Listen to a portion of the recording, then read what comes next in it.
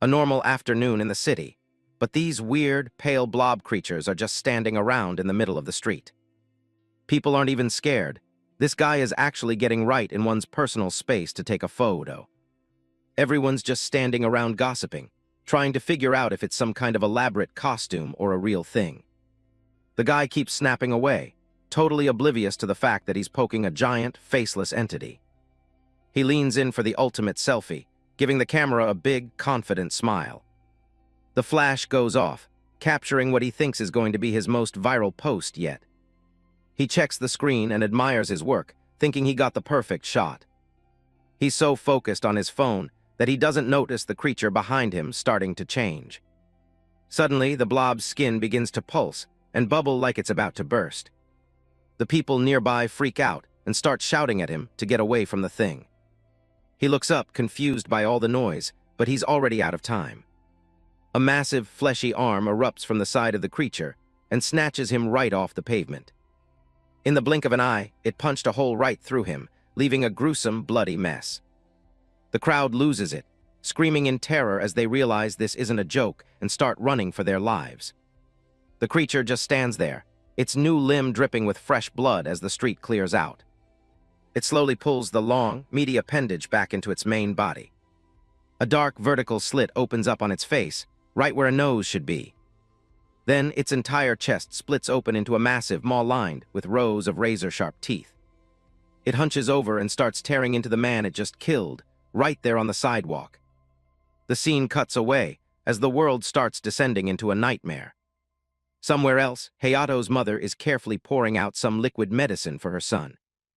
She fills the spoon to the brim, her hands steady despite the chaos happening outside. She gently wakes up her son, Hayato, telling him it's time for his daily dose. Hayato, looking pale and exhausted, opens his mouth and takes the medicine without a fight. He winces and sticks his tongue out, complaining that the stuff tastes absolutely disgusting.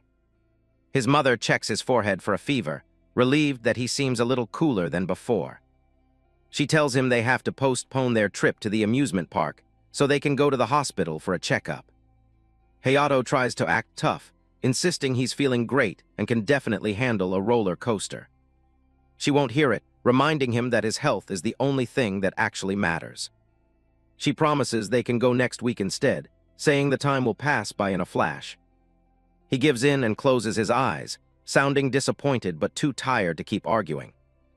She pets his hair and tells him to go back to sleep so he can get his strength back.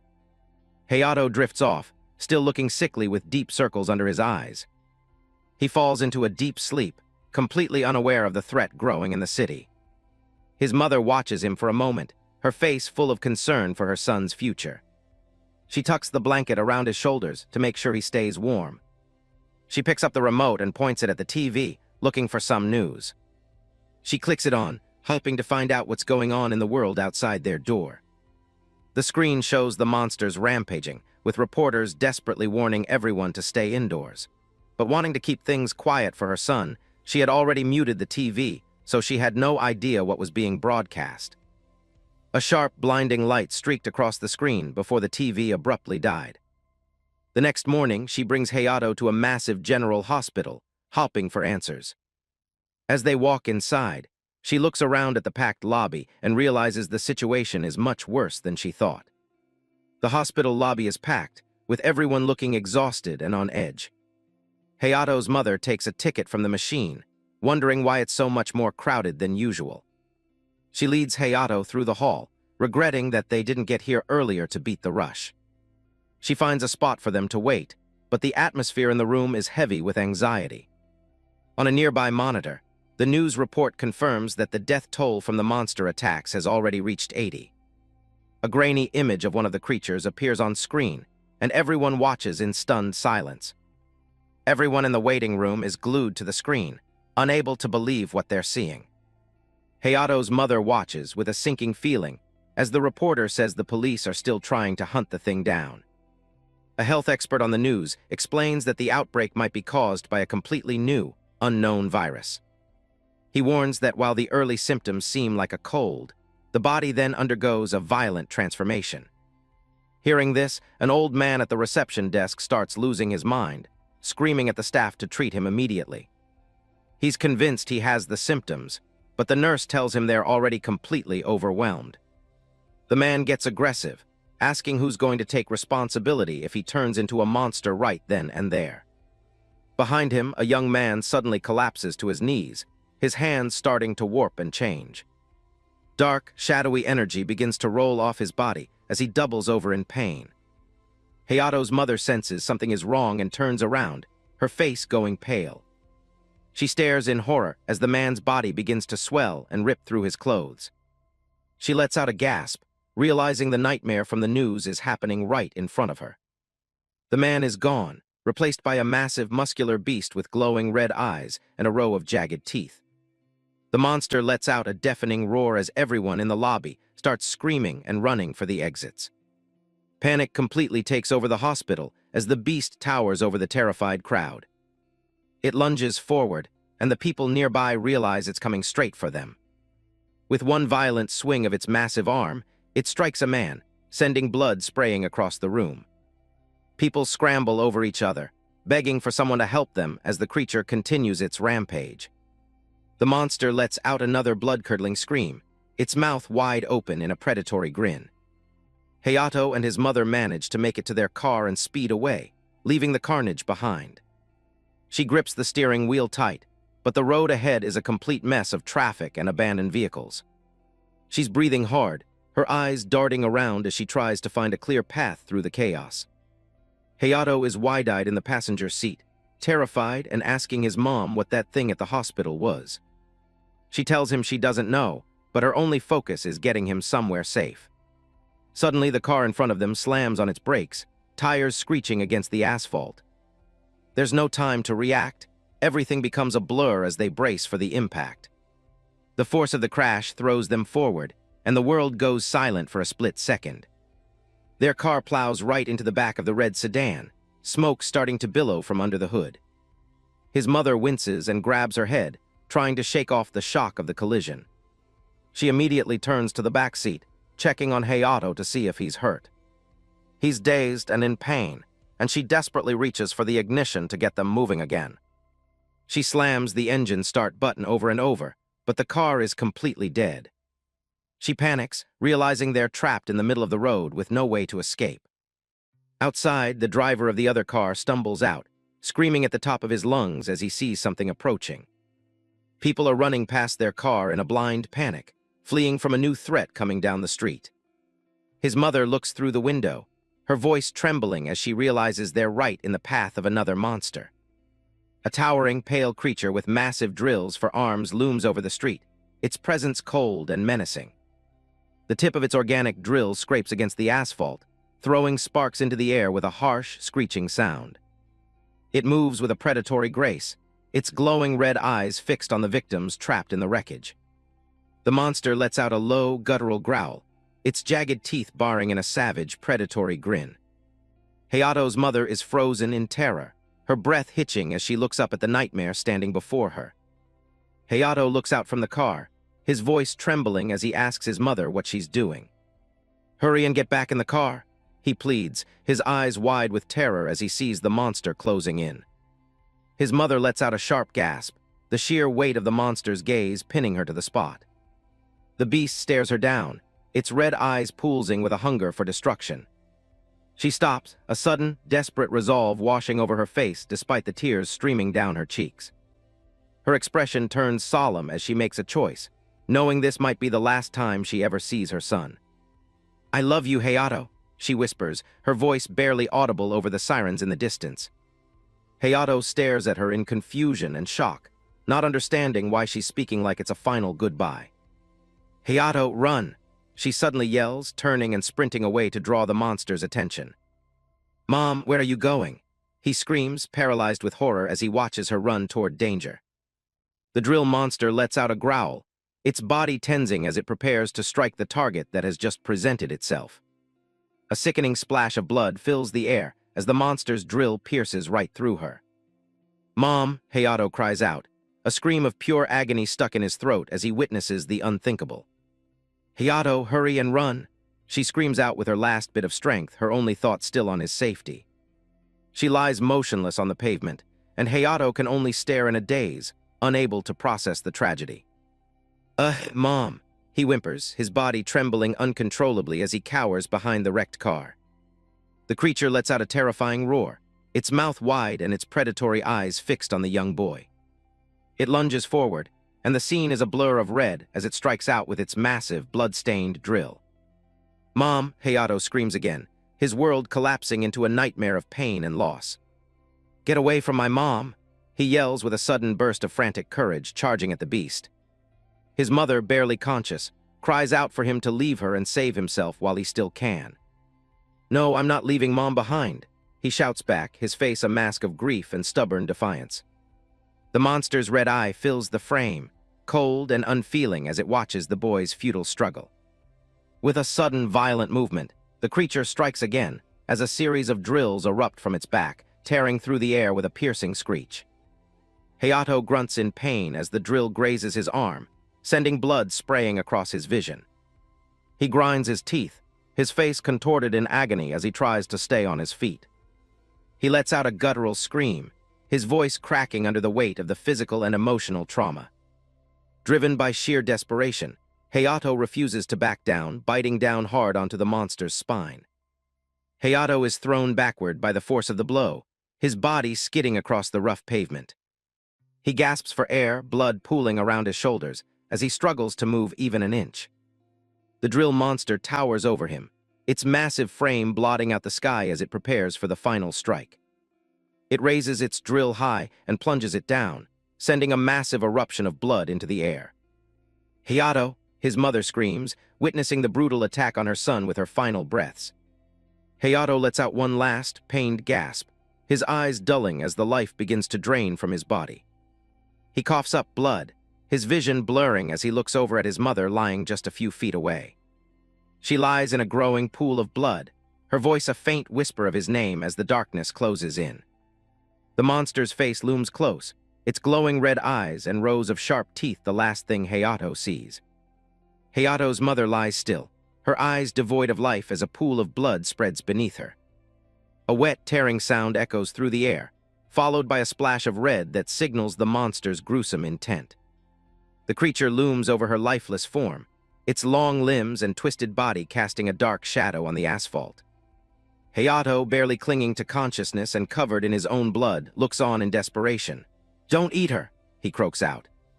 A strange, visceral sensation pulses through his body, like a fire igniting in his very core. His eyes snap open, the pupils narrowing as a brilliant yellow light begins to glow from within them. "Stop," he gasps, his voice sounding deeper and more primal as the air around him begins to crackle. "Don't eat my mom," he screams, the sound echoing with a powerful resonance as something inhuman begins to awaken within him. "Don't eat her," he bellows again, a surge of energy erupting from him and shattering the ground beneath him. "Ah!" He lets out a soul-piercing cry as his body undergoes a terrifying transformation, his teeth sharpening into jagged rows. With a burst of blinding speed, he lunges at the creature, his fist glowing with intense electrical energy. He strikes the drill monster with a force that sends shockwaves through the street, his movements a blur of raw power. Crackling bolts of blue lightning wrap around his arms, his expression one of pure, unrestrained rage. The creature shrieks in pain as Hayato's strike connects, the impact tearing through its thick, pale skin. Hayato's roar is no longer that of a human boy, but of something far more dangerous. A massive explosion of light and energy consumes the scene, the air itself vibrating from the sheer magnitude of the power. Hayato's hand shifts into a jagged, thorny drill, surging with a powerful, raging bolt of lightning. A blinding flash of white energy erupts as the force of the collision obliterates everything else from view. The sky is bright and clear today. It's a perfect day at the beach, with the sun reflecting off the water. Young Hayato and his mother are taking a peaceful stroll along the shore. The kid looks genuinely happy, enjoying every second of it. His mom points up at a seagull soaring through the air. He watches it fly, wondering if he can feed it some treats. She smiles and asks where he'd like to go next. Hayato tells her his dream is to ride an airplane to some place far away. Then he stops and asks what her dream is. His mother just smiles, looking completely at peace. For her, this right here is exactly what she wished for. She says that nothing is more important to her than his happiness. Hayato is a bit stunned by that answer. She takes his hand and leads him back to go get those treats. They walk off into the distance, leaving a trail of footprints behind them. Suddenly, the peace is shattered by the flashing lights of a siren. Tactical teams arrive on the scene, reporting that one of the creatures has been taken down. From above, the drill monster is a mangled mess of black ichor, lying near the body of Hayato's mother. Before the officers can open fire again, the team leader screams for them to wait. The rest of the squad is confused since they were given shoot-to-kill orders. But the leader sees something that stops him in his tracks. In the middle of the carnage, a small, white-haired figure is hunched over the body of his mother. She's gone, having given everything to make sure he survived. Hayato is weeping, his eyes glowing yellow as the grief completely takes over. 7 years pass after that tragic day. Now, the Security and Safety Agency is holding evaluations for its newest batch of recruits. Young men and women are out on the field, pushing their bodies to the limit. High above them, the evaluators watch every move from the balcony. The team leader, now an instructor, calls out for the next group to step up. Among them is a silver-haired recruit, focused and ready to go. The whistle blows, and the trainees sprint across the grass. The instructor stops for a second, feeling a strange sense of déjà vu. He stares at the silver-haired kid, certain that they've crossed paths before. The recruit keeps running, his breathing heavy as he pushes through the exhaustion. It's Hayato, grown up, and finally ready to face the monsters that took everything from him. The test proctor calls for the adapted body candidates to step forward. Hayato Amagi is the first to answer, looking a bit out of place with those yellow eyes. Daiki Ishihara steps up next, full of energy and way too excited for a government evaluation. Then there's Kenichi Takebana, who just gives a stoic, business-like response. The test is simple: destroy as many targets as possible, starting from the left. Up in the observation deck, the researchers note how young this batch of candidates is. The proctor warns them that the third target is made of high-grade, bulletproof material. But before they can even begin, a massive explosion rocks the city right next to the facility. A messenger rushes in with an emergency report. A variant has been spotted in the area. Operations are suspended immediately, and the researchers are told to leave. The proctor orders everyone to evacuate and head home for their own safety.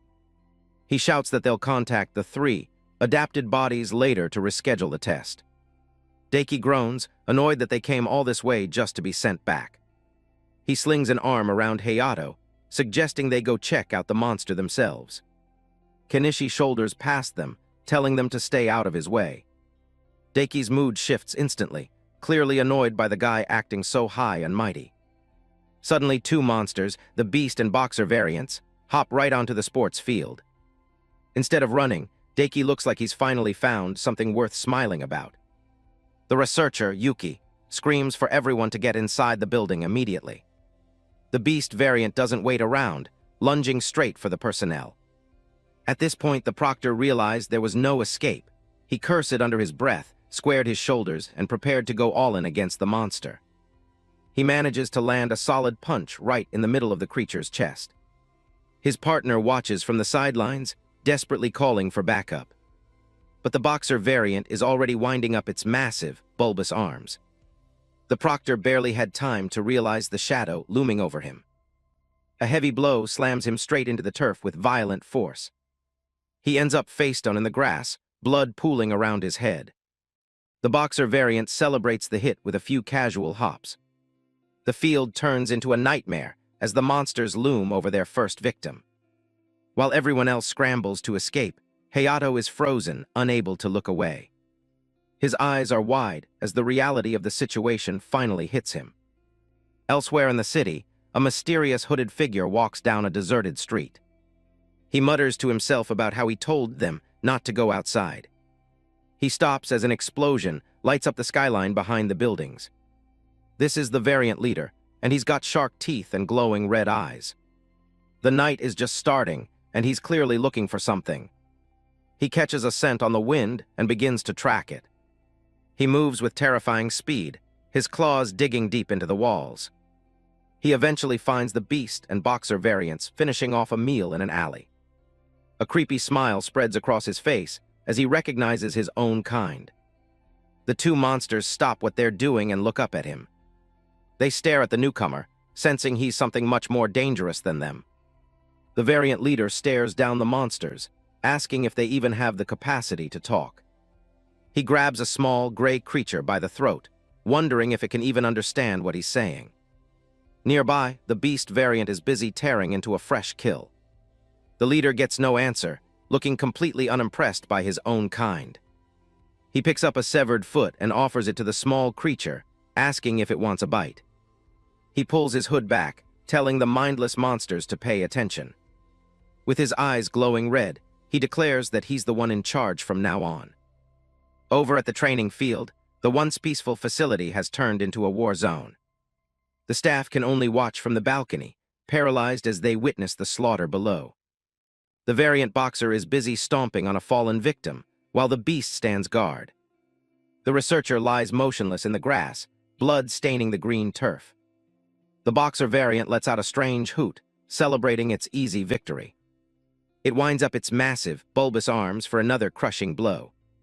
But before it can connect, Daiki Ishihara steps in and blocks the strike with his metal bat. The force of the impact sends the boxer variant sliding backward across the field. The researchers are stunned. One of the applicants is actually standing his ground. Daiki grips his bat tight, looking like he's having the time of his life. He laughs in the monster's face, calling the block a perfect home run. The beast variant doesn't take the insult well and lunges straight for him. Kenichi Takebana intercepts, landing a heavy punch right in the creature's gut. He keeps a cold, stoic expression, showing absolutely no fear. The blow is powerful enough to send the beast skidding away. Hayato Amagi ignores the fight, focusing on dragging the wounded to safety. Daiki turns to Kenichi, annoyed that he stepped in and stole his prey. Kenichi doesn't bite, coldly reminding him that this isn't some game they're playing. Daiki just smirks, clearly not interested in a lecture. He tells Kenichi he's hated him since the second they met. But his trash talk is cut short as the variant boxer catches him with a brutal counterattack. The monster hoots in triumph as Daiki is sent flying. Kenichi yells at him, frustrated that he didn't take the threat seriously. He tried to rush in to help, but the red monster pinned his leg down. Daiki land Traernem letter 1 EB7 TC letter 1 ECF, TI letter 1 EBF, and G VACH letter 1 A1M Vang V letter 1 ECD and G KH letter 1 AFP San. He hits the ground hard, realizing his arm has snapped from the force of the blow. Back on this side, Kenichi had already been pinned to the ground. Suddenly, a spiraling burst of blue energy shreds through the monster's neck. In a flash, the variant boxer is also torn apart by the same unstoppable force. Daiki watches from the ground, completely shell-shocked by what he just saw. Hayato stands up, his right arm now a massive, spinning energy drill. His hair has turned silver and his teeth are razor-sharp, his eyes glowing with yellow light. Daiki and Kenichi can only stare, unable to believe the power their friend is putting out. A researcher frantically reports over the radio that both variants were killed in an instant. Suddenly, a hand drops onto Hayato's shoulder from behind. The variant leader stands there, looking genuinely confused by what just happened to his monsters. Hayato Amagi freezes, feeling the weight of a hand on his shoulder as he wonders where this newcomer came from. He spins around, looking into the hooded figure's eyes and questioning if he's even looking at a human. The variant leader's face contorts with rage as he snarls, unable to believe Hayato would slaughter his own kind. Up on the balcony, the evaluators are in a panic, having never seen a mutant with Hayato's specific characteristics before. Hayato is completely lost, demanding to know what the hell the hooded man is talking about and what he really is. Before he can get an answer, the variant leader slams a heavy fist into Hayato's chest. The world blurs for Hayato as his head snaps back from the force of the sudden strike. The leader doesn't stop there, digging his claws into Hayato's chest and warning him that one more move will cost him his heart. He pulls Hayato close, sniffing him and nodding that he doesn't smell human, wondering if he's a traitor to their kind. With his hand still buried in Hayato's torso, The leader demands a straight answer. Hayato gasps for air, his hand gripping the leader's arm as he struggles to stay conscious. He looks the leader dead in the eye and identifies himself simply as a monster. He doesn't wait for a reply, swinging his blue energy drill in a wide arc to force the leader back. The variant leader moves with supernatural speed, ducking the spinning blade with ease. Hayato steadies himself, declaring that if his opponent is a mutant, then he's going to take him down. The leader just sneers, insulted that trash like Hayato thinks he stands even a remote chance of winning. The two clash in a blinding explosion of energy, as Hayato brings his drill down with everything he has.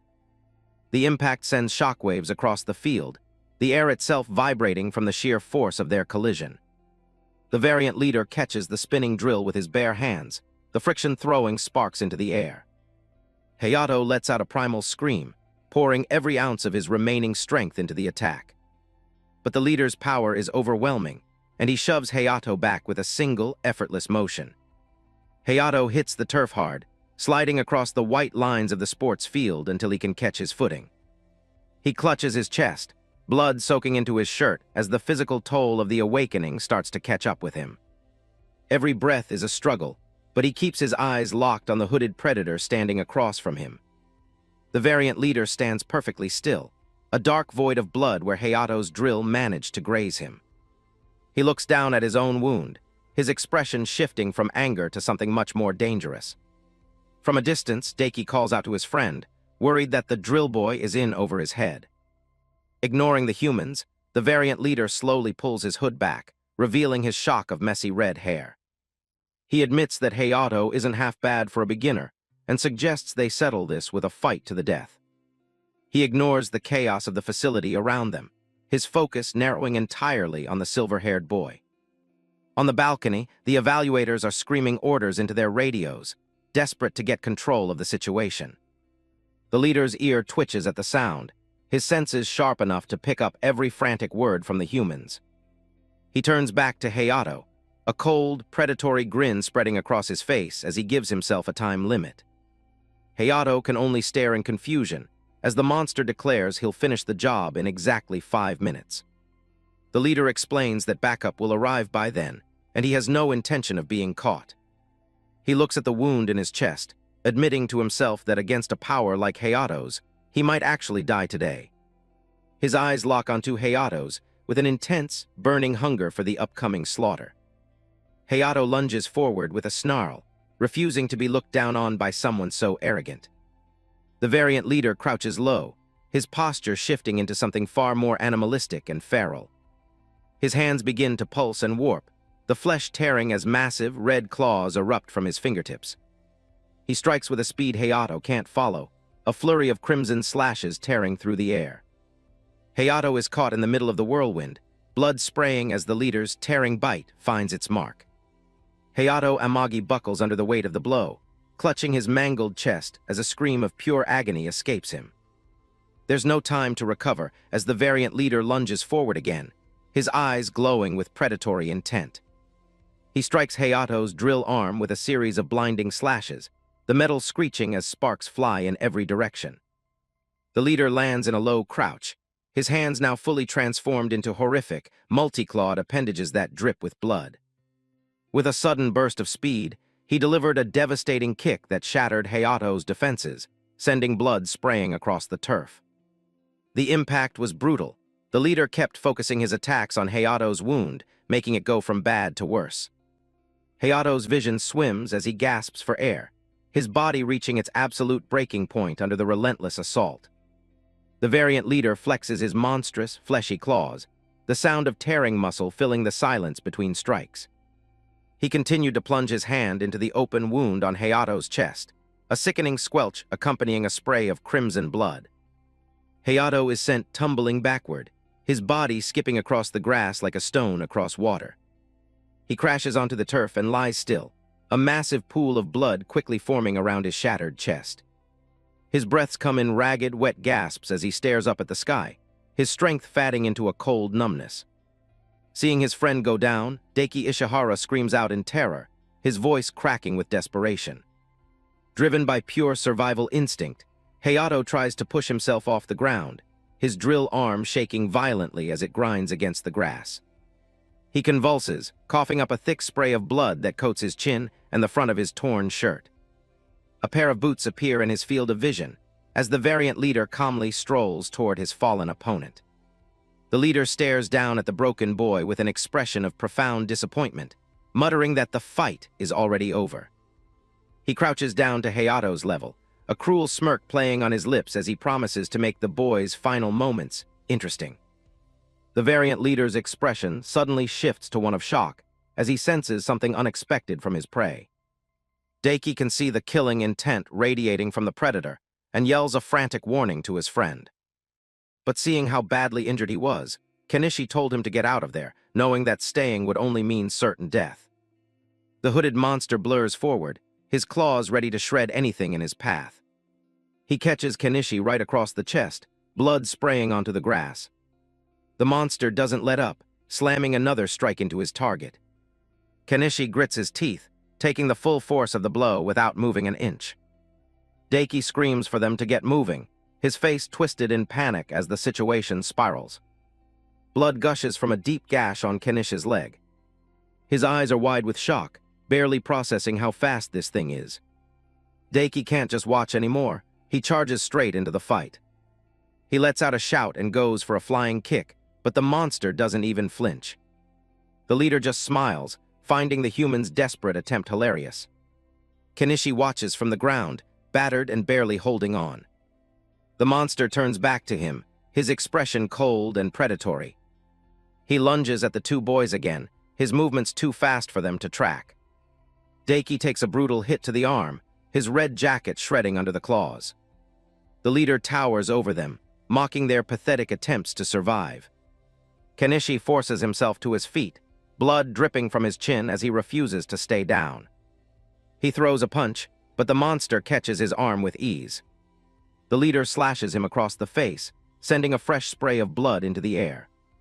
Kenichi collapses, hacking up blood as his body finally reaches its limit. The monster watches him fall, admitting that the kid was tougher than he expected.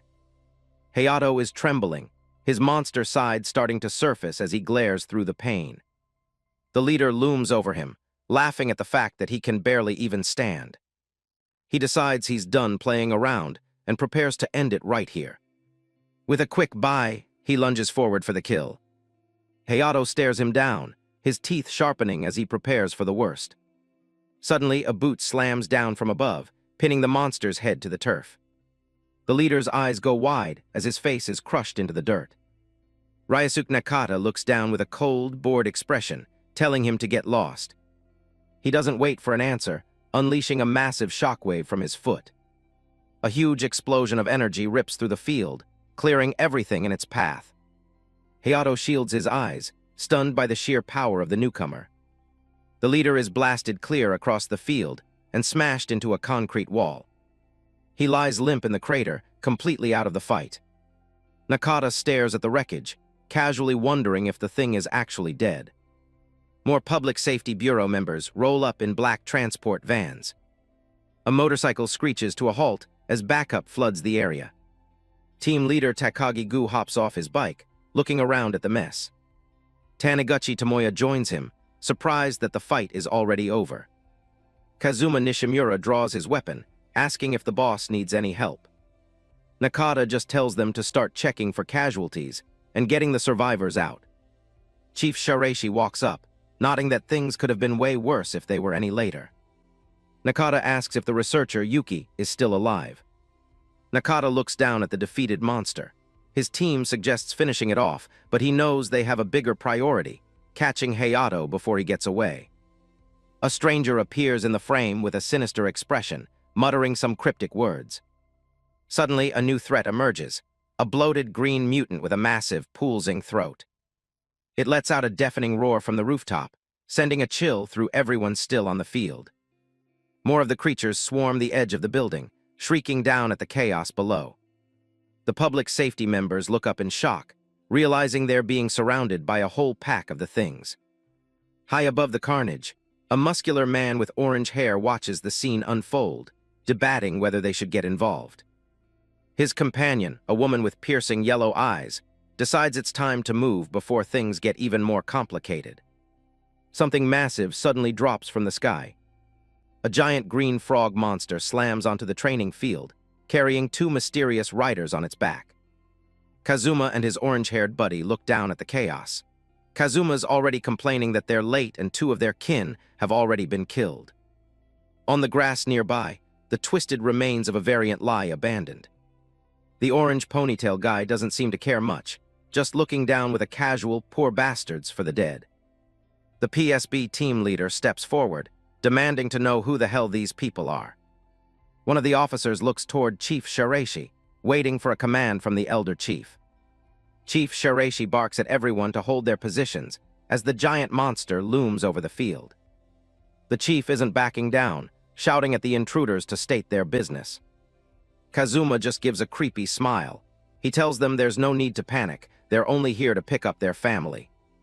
He points a finger into the crowd of stunned recruits. He specifies exactly who he wants, the spiky-haired Deiki and the silver-haired Hayato. The security team is baffled, their kin. Deiki isn't having it. He stands in front of Hayato, yelling that Drill is their comrade, not some monster's relative. Kazuma's expression goes cold and silent. For a second, everything goes quiet as a single leaf drifts through the air. Then Kazuma moves. He's a total blur as he lunges straight into the line of guards. He grabbed Hayato before anyone around them could even blink. He lifts the guard off his feet by the throat. Shadows fall over Kazuma's eyes as he leans in, telling the guy he smells different and asking which side he really belongs on. He's tired of the talking. He hates liars more than anything. Ryasuke jumps in with a flying kick, slamming his boot straight into Kazuma's face. The impact sends Kazuma skidding back across the turf. Kazuma looks more intrigued than hurt, while Ryasuke stands his ground, ready for round two. Kazuma blocks the next strike with one arm, his eyes locked on his opponent. He catches Ryasuke's leg mid-swing and throws him like a ragdoll. With a bone-shattering slam, Kazuma craters Ryasuke into the dirt. The team leader shouts out in alarm as his man is taken down. He stares in shock, unable to believe how easily his best guy was just handled. Another officer calls out to the leader, the confidence of the squad starting to crumble. The team leader loses his cool and charges Kazuma himself. Kazuma doesn't even flinch. He just reaches out and catches the punch with one hand. He tosses the leader's arms aside like they're nothing. The leader is paralyzed. The sheer strength coming from this kid is on a whole different level. Kazuma followed up by face-planting another guard into the pavement. The rest of the squad stops hesitating and opens fire with their rifles. A wall of lead tears into Kazuma. He just stands there while the bullets riddle his clothes, looking completely unbothered by the gunfire. He actually starts smiling. From the back of the monster, the orange-haired companion crosses his arms, having waited for the real show to start. Kazuma Nishimura spots something moving fast under the grass and looks down in confusion. Before anyone can react, jagged spikes of ice erupt from the ground, impaling the officers where they stand. Ice spikes rip through the ground, freezing a recruit where he stands. The field is a graveyard of ice. Kazuma's orange-haired buddy stands over the frozen officers, watching them struggle. He looks down with a cold, almost bored expression, telling them they won't die, at least not yet. A hand grips the cracked earth as the survivors try to pull themselves together. The team leader and Ryasuke crouch low, staring at the unnatural ice. They realize they're dealing with something far beyond a normal monster. Hayato stands his ground, but he's changed. Jagged gray armor has started to erupt from his shoulders, and his teeth are sharp. Kazuma just stares at him, waiting for a reaction. Hayato bared his teeth, shouting that they're human and there's no way they're kin to monsters like them. Kazuma's face remains blank for a heartbeat. Then he just loses it, bursting into a mocking laugh that echoes across the field. He reaches out and grabs Hayato's chin, sneering that someone looking like that has no business calling themselves human. The team leader yells for him to stay back, but he's powerless to move. Kazuma lets go with a smirk. He's hurt enough and decides it's time to wrap things up. The orange-haired man is already waiting with the rest of their group. "Don't move," he warns the nearby guards. Kazuma turns to leave, casually announcing they're only taking the redhead today. He asks if anyone has a problem with that, as if they could stop him. Branch Chief Shiraishi looks over at his fallen men, their bodies still encased in jagged ice. The orange-haired guy scooped up the half-conscious monster leader, tossing him over his shoulder like a sack of potatoes. The two of them head back toward their giant mount. Kazuma calls out a casual goodbye, treating the whole massacre like a light workout. He pauses for one last look back. He locks eyes with Hayato, who is still standing there, bleeding and partially transformed, while Kenichi stays close by. With a cruel grin, Kazuma promises he'll be keeping an eye on Drill from now on. Hayato can only watch in helpless rage, his golden eyes burning with hate. The giant frog reaches down, scooping up Kazuma and his companion with its massive hand. It hauls them up onto its back as it prepares to leave. The massive beast turns its back on the facility, its heavy footsteps shaking the earth. With one powerful leap, the frog monster clears the fence and vanishes into the urban ruins beyond. Team leader Takagi Gu turns to Branch Chief Shiraishi, asking if they should try to go after them. Chief Shiraishi shuts it down immediately. He tells them to focus on the injured and admits they wouldn't stand a chance in a pursuit anyway. Ryasuke turned his attention to the frozen comrades, asking Kazuma if he could move and checking on his arm. Kazuma insists he's fine, but he's more worried about whether the team leader is hurt. The team leader stares off into the distance, haunted by the fact that those monsters weren't even trying today. Takagi tried to lighten the mood, telling Kenichi and the other recruits that they showed real guts fighting those things head-on. Kenichi brushes it off, saying he can walk on his own. He asks if the senior who helped them earlier is all right. The team leader helps a battered Hayato to his feet, checking if he's holding up. As they walk, the chief looks at Hayato and asks if he remembers this old man. Hayato looks up, the gears finally turning in his head. A memory of a younger man in a uniform flashes through his mind. It's the same man standing right in front of him now, older, but with the same determined eyes.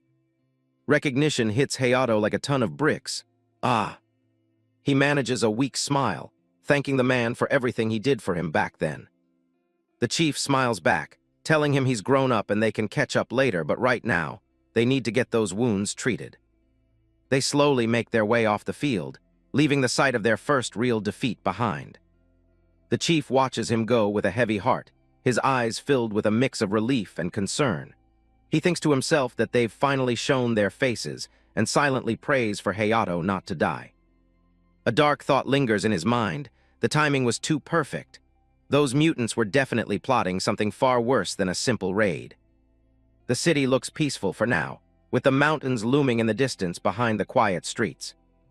On a nearby screen, some cheesy romantic drama is playing out. Daiki Ishihara is stuck in a hospital bed, clicking through channels because there's absolutely nothing good on TV. Kenichi Takebana tells him to just turn the thing off if it's such garbage. Daiki keeps flipping, but the weather report isn't exactly high-stakes entertainment. The TV drones on about UV rays, while the three of them just sit there in their patient gowns. Kenichi snatched the remote right out of Daiki's hand and flipped it to the weather report. The weather guy is still giving skincare advice as the tension in the room starts to climb. Kenichi isn't in the mood for games and asks if the guy wants to throw down. Daiki just smirks back, joking that he's not really into doing that with guys. That pushes him over the edge, and Kenichi lunges forward, grabbing Daiki by the shirt. Hayato Amagi steps in, trying to play peacemaker before they actually start swinging. Daiki acts offended, asking if this is really how you treat the person who saved your life. Kenichi shoots back, reminding him exactly whose fault this mess was in the first place. The door opens, and the team leader from the bureau peeks his head in to see what the noise is about. He walks in with another official, catching the guys in the middle of their spat. They brought a gift basket full of fruit to check on how the boys are recovering. He confirms they're getting discharged tomorrow, but he also has some pretty big news. The official takes a second to let the moment sink in. Then he breaks the news. They all pass the test and are officially part of the Public Security Bureau. The news hits them like a ton of bricks, and they can't help but celebrate. An official hands them their orientation guides, warning them that things are about to get a lot tougher. They start looking through the details of their training and living arrangements. It's time to move into the dorms, but some of them aren't exactly thrilled about the setup. It turns out all three of them are being shoved into the same room again. They walk into their new home for the week, and the vibe is already pretty sour. Kenichi jokes that being in the same room just makes it easier to finish them off while they're sleeping. Daiki tells him he's being annoying, while Hayato tries to remind everyone they're supposed to be teammates now. Hayato tries to shift the focus to the most important question: how are they deciding who gets which bed? Daiki suggests a fistfight to settle it, and the sparks start flying between him and Kenichi again. Hayato cuts in and claims the top bunk for himself, just to keep those two from being right next to each other. Once things settle down, Hayato starts unpacking and sets a framed photo on his desk. The next morning, Hayato zips up his new bureau uniform, ready to get started. They head out together, though Daiki can't resist taking a jab at how lame the clothes look. The door clicks shut behind them as they leave the room. The dorm room is left empty, with just their desks and computers waiting for them to return. On the desk, the photo shows a younger Hayato with his mother, both smiling. Outside, a large banner marks the start of the official new recruit orientation. A crowd of recruits in blue uniforms gathers to listen to the opening remarks. Branch Chief Dojima takes the stage, looking every bit the stern leader as he addresses the new group. He makes it clear that they need to give their absolute all to every part of the curriculum. The recruits shout back in unison, fully committed to whatever the Bureau has in store for them. Inside the facility, the atmosphere is heavy as the academic portion of the training begins. The screen shows the Eye of Generous God, a plague more commonly known as the egg virus. The instructor explains that over 90% of humanity is already infected, with most people either dying or turning into mindless monsters. Only a tiny fraction become adaptees, those who keep their sanity and gain special powers. These rare individuals are exactly the kind of assets the Public Security Bureau is hunting for. Hayato, Amagi, and the others listen intently, knowing they fall into that exact category. They learn that the Bureau is split into 3 main branches across the country, with headquarters right in the capital. All of them are currently being groomed for the Eastern Branch's Public Security Division. The lecture shifts to the primary threat, mutants. Once someone mutates, they lose everything that made them human and are driven by nothing but a hunger for flesh. The instructor describes it as a violent, biological addiction to consuming human meat. To make matters worse, science still hasn't figured out why their physical strength and speed get such a massive boost. Because their true limits are unknown, the manual is crystal clear: never engage them without a plan. The recruits take it in, realizing that their new job is basically a suicide mission if they're not careful. The screen shows photos of high-intelligence mutants who possess power far beyond the standard specimens.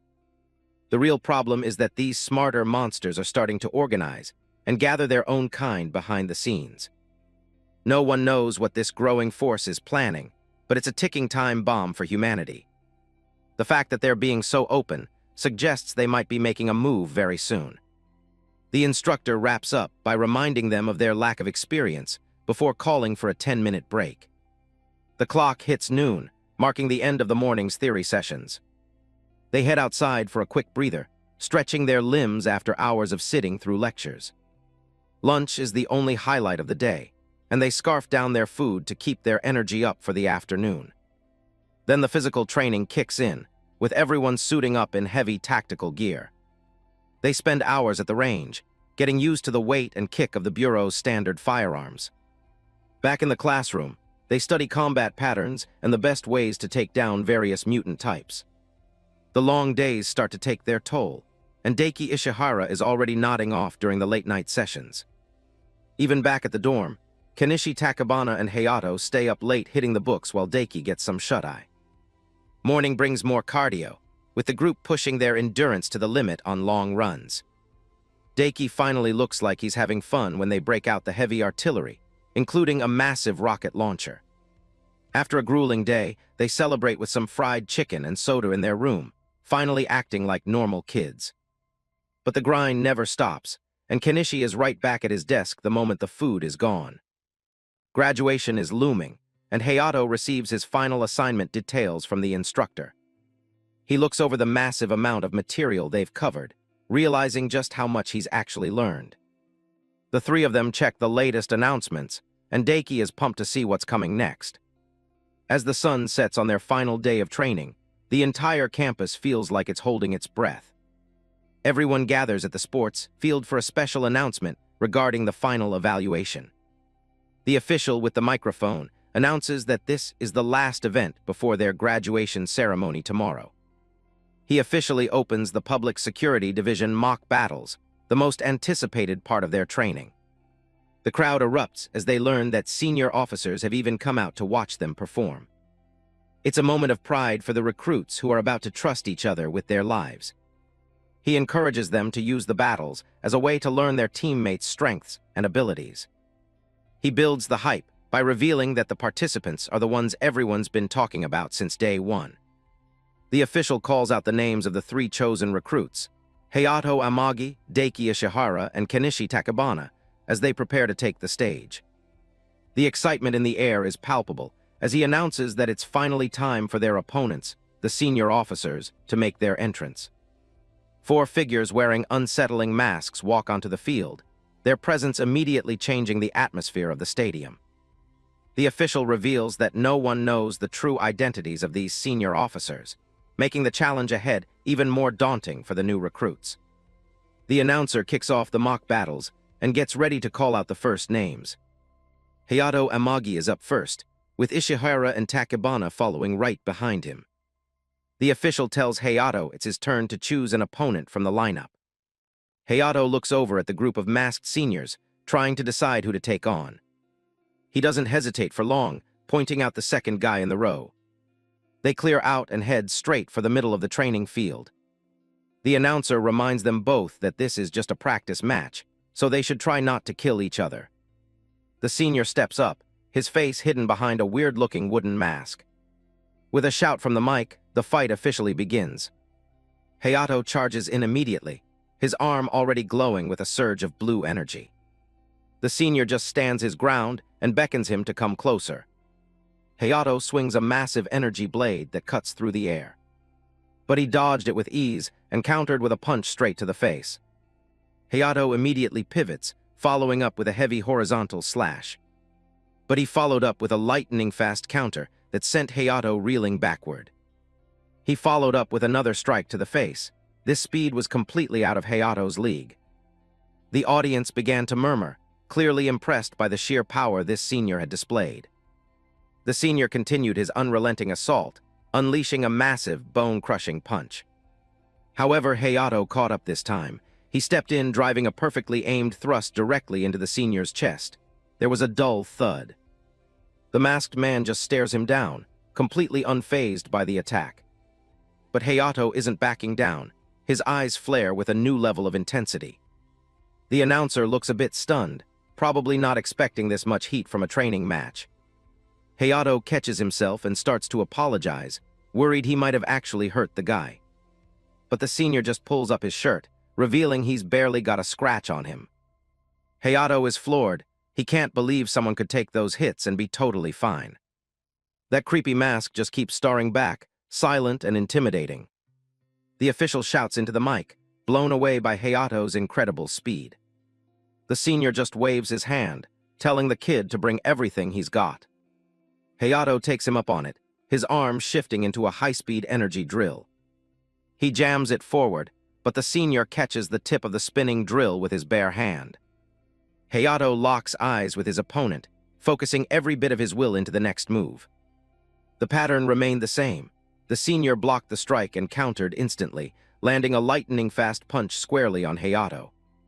It's a non-stop storm of strikes, each one landing with a heavy impact.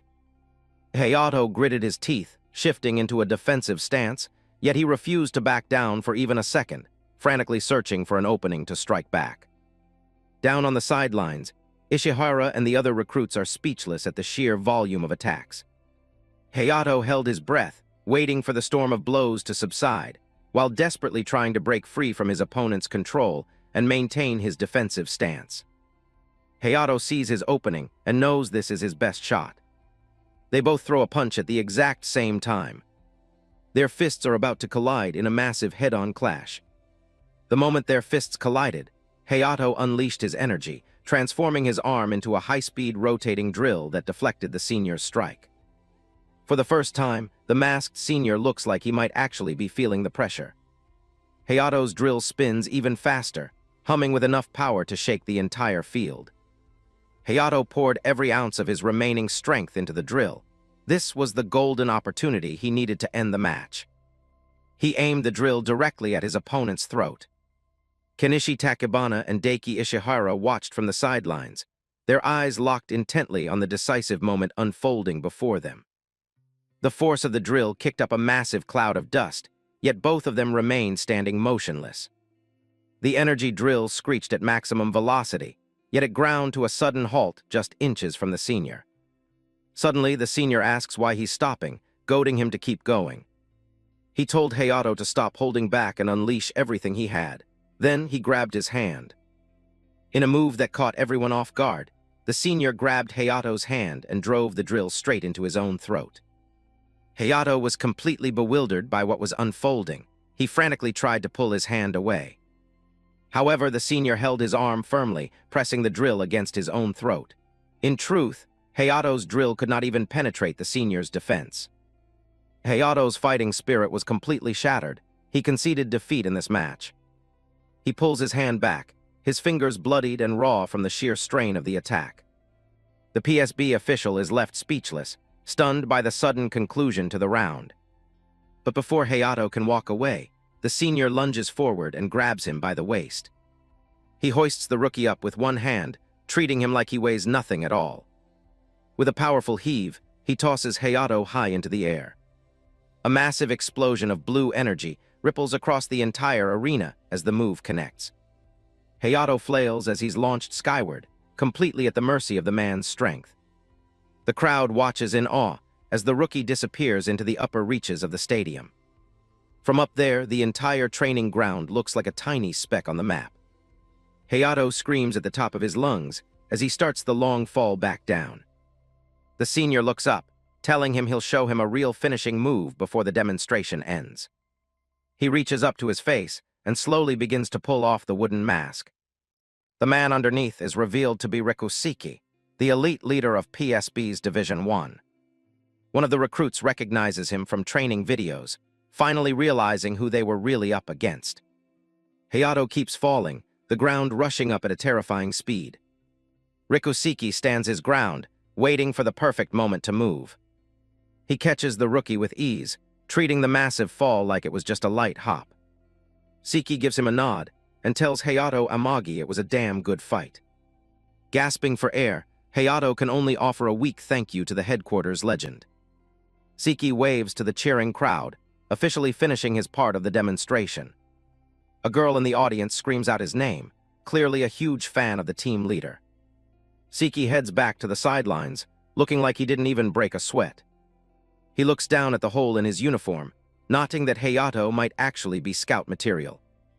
He glances at his palm, seeing a small smear of blood from the rookie's drill. Seki wonders how long it's been since anyone has managed to actually draw blood from him. Next up is Daiki Ishihara, and he's clearly hyped to show what he can do against the seniors. He steps onto the field to face a senior wearing a long-nosed mask. Daiki doesn't wait for a signal, charging straight at his opponent with a cocky grin. He lunges forward, but the senior just stands there with his hands casually in his pockets. The masked man watches the rookie's approach, completely unfazed by his speed. Daiki Ishihara lunges at the masked senior with a fierce expression, determined to make his mark. He threw 2 hooks, but the senior remained calm and unmoved by the rookie's aggression. The announcer hypes up the crowd, calling out Ishihara's preemptive strike. Daiki's yellow eyes gleam with competitive fire as he focuses everything on his target.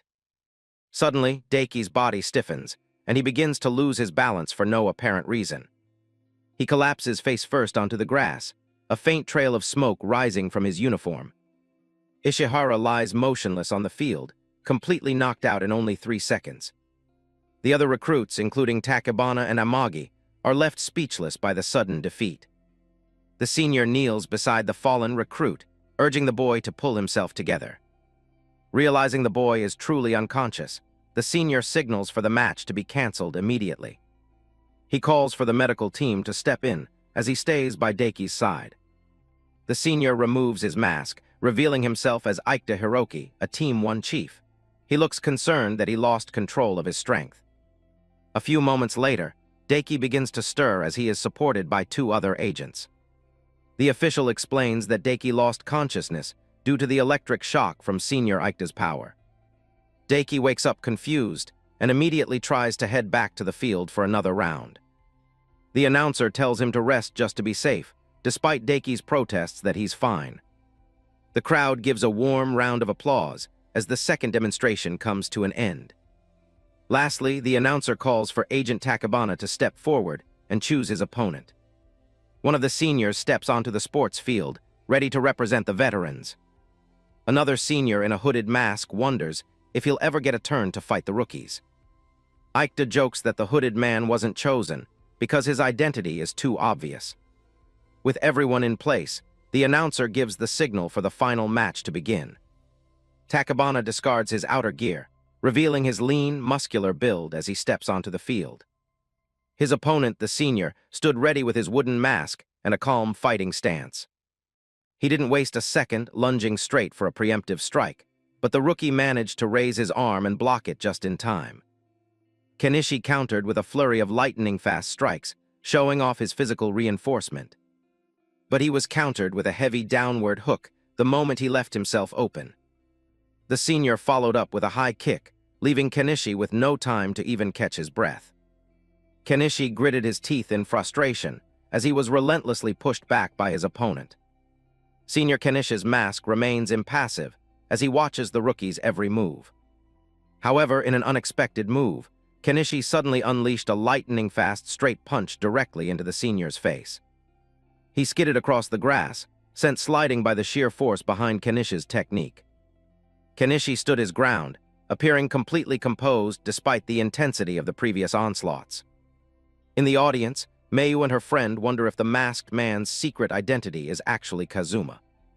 Senior catches his breath, acknowledging that Kenichi is strong for a reinforced type.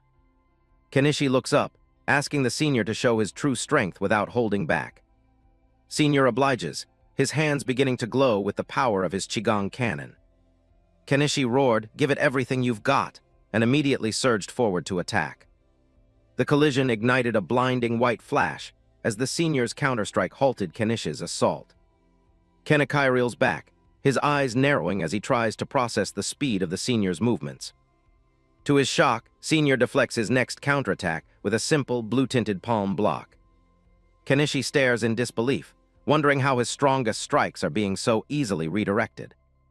Senior raises his hand, the air around his palm shimmering with intense pressure as he prepares his next move. A close-up of his wooden mask reveals the eerie, fixed expression that hides the veteran's true focus. With a sharp movement, he releases a concentrated burst of air that strikes Kenichi with the force of a physical blow. Takebana cries out in pain as the invisible shockwave slams into his chest, knocking the wind out of him. The power of the air blast ripples across the training field, throwing the rookie back with incredible momentum. Kenichi skids across the turf, his body tumbling before he finally comes to a halt face down on the grass. Senior lowers his hand, standing calmly amidst the swirling dust from his own impact. Hayato and Daiki watch from the sidelines, their faces pale with shock at the senior's overwhelming technique. The announcer wonders aloud if the match will end so abruptly, sensing the massive gap in experience. In the stands, the girl Mayu is convinced the senior is actually someone named Kazuma, though the official beside her plays dumb. Kenichi groans, his hands trembling as he pushes himself up from the ground through sheer willpower. The announcer is surprised as Kenichi manages to stand back up, his eyes filled with a fierce, stubborn fire. Senior watches him with a silent challenge, his stance inviting the rookie to try hitting him again. Kenichi takes the bait, charging forward with a desperate burst of speed for one final assault. Kenichi focuses his power into his palm once more, the air distorting in front of him like a lens. He releases a close-range air cannon, the force visible as a bright flash of energy that hits Tachibana square in the torso. Kenichi is stunned by the sudden long-range properties of the attack, which he hadn't expected. The pressure from the blast was so immense that it physically forced him backward. Immediately after, the senior lunged forward, unleashing a barrage of punches upon the rookie. The senior follows through with a heavy blow, his fist reinforced by a concentrated pocket of air. Kenichi raises his arms in a desperate guard, but the impact rattles his entire frame and threatens to break his defense. Another powerful air blast sends the recruit reeling, the sheer force of it visible as a sphere of blue-white light. Daiki and Hayato are amazed by Kenichi's resilience, wondering how he can still stand after taking such a beating. The official with glasses explains that the Qigong cannon works by compressing air and releasing it all at once in a devastating burst. Hayato watches from the side, figuring out the senior is using air pressure blasts from his palms. He realizes that the recoil after a blast is the only window Kenichi has to strike back. Kenichi puts all his weight into his next move, betting everything on one opening. The senior fires again, but the discharge leaves him wide open for a split second. The masked man flinches as he gets stuck in the recoil. Kenichi digs his foot into the turf and lunges. He skips the punch and delivers a brutal headbutt right into the mask.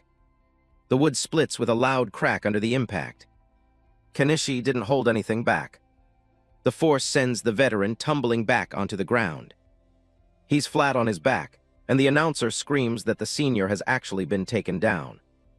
Kenichi catches his breath as the crowd erupts in cheers. Senior Kazuma sits on the ground, his mask shattered after the decisive hit. Kazuma removes his mask, revealing a bleeding wound on his forehead. He coldly declares, "All right, I'm switching to serious mode now." Noticing his injury, Taniguchi immediately calls for the medical team. A medic rushes in to check the wound, noting that the cut on Kazuma's head is deep enough for stitches. Kenichi stands nearby, looking disappointed that the fight ended just as things were getting interesting. The official declares the mock battle concluded to the cheers of the watching recruits. He mentions that, unfortunately, team leader Takagi didn't get his turn to fight this time. Takagi sits in the stands, holding his mask and looking pretty bummed about missing out. The students give a big round of applause for all the participants' hard work. Rikuseki walks up to Hayato with a friendly smile, praising his performance. The two of them share a firm, respectful handshake. Riku tells the young recruit that he's expecting great things from him in the future. Hayato, now sporting his signature silver hair, responds with a confident yes.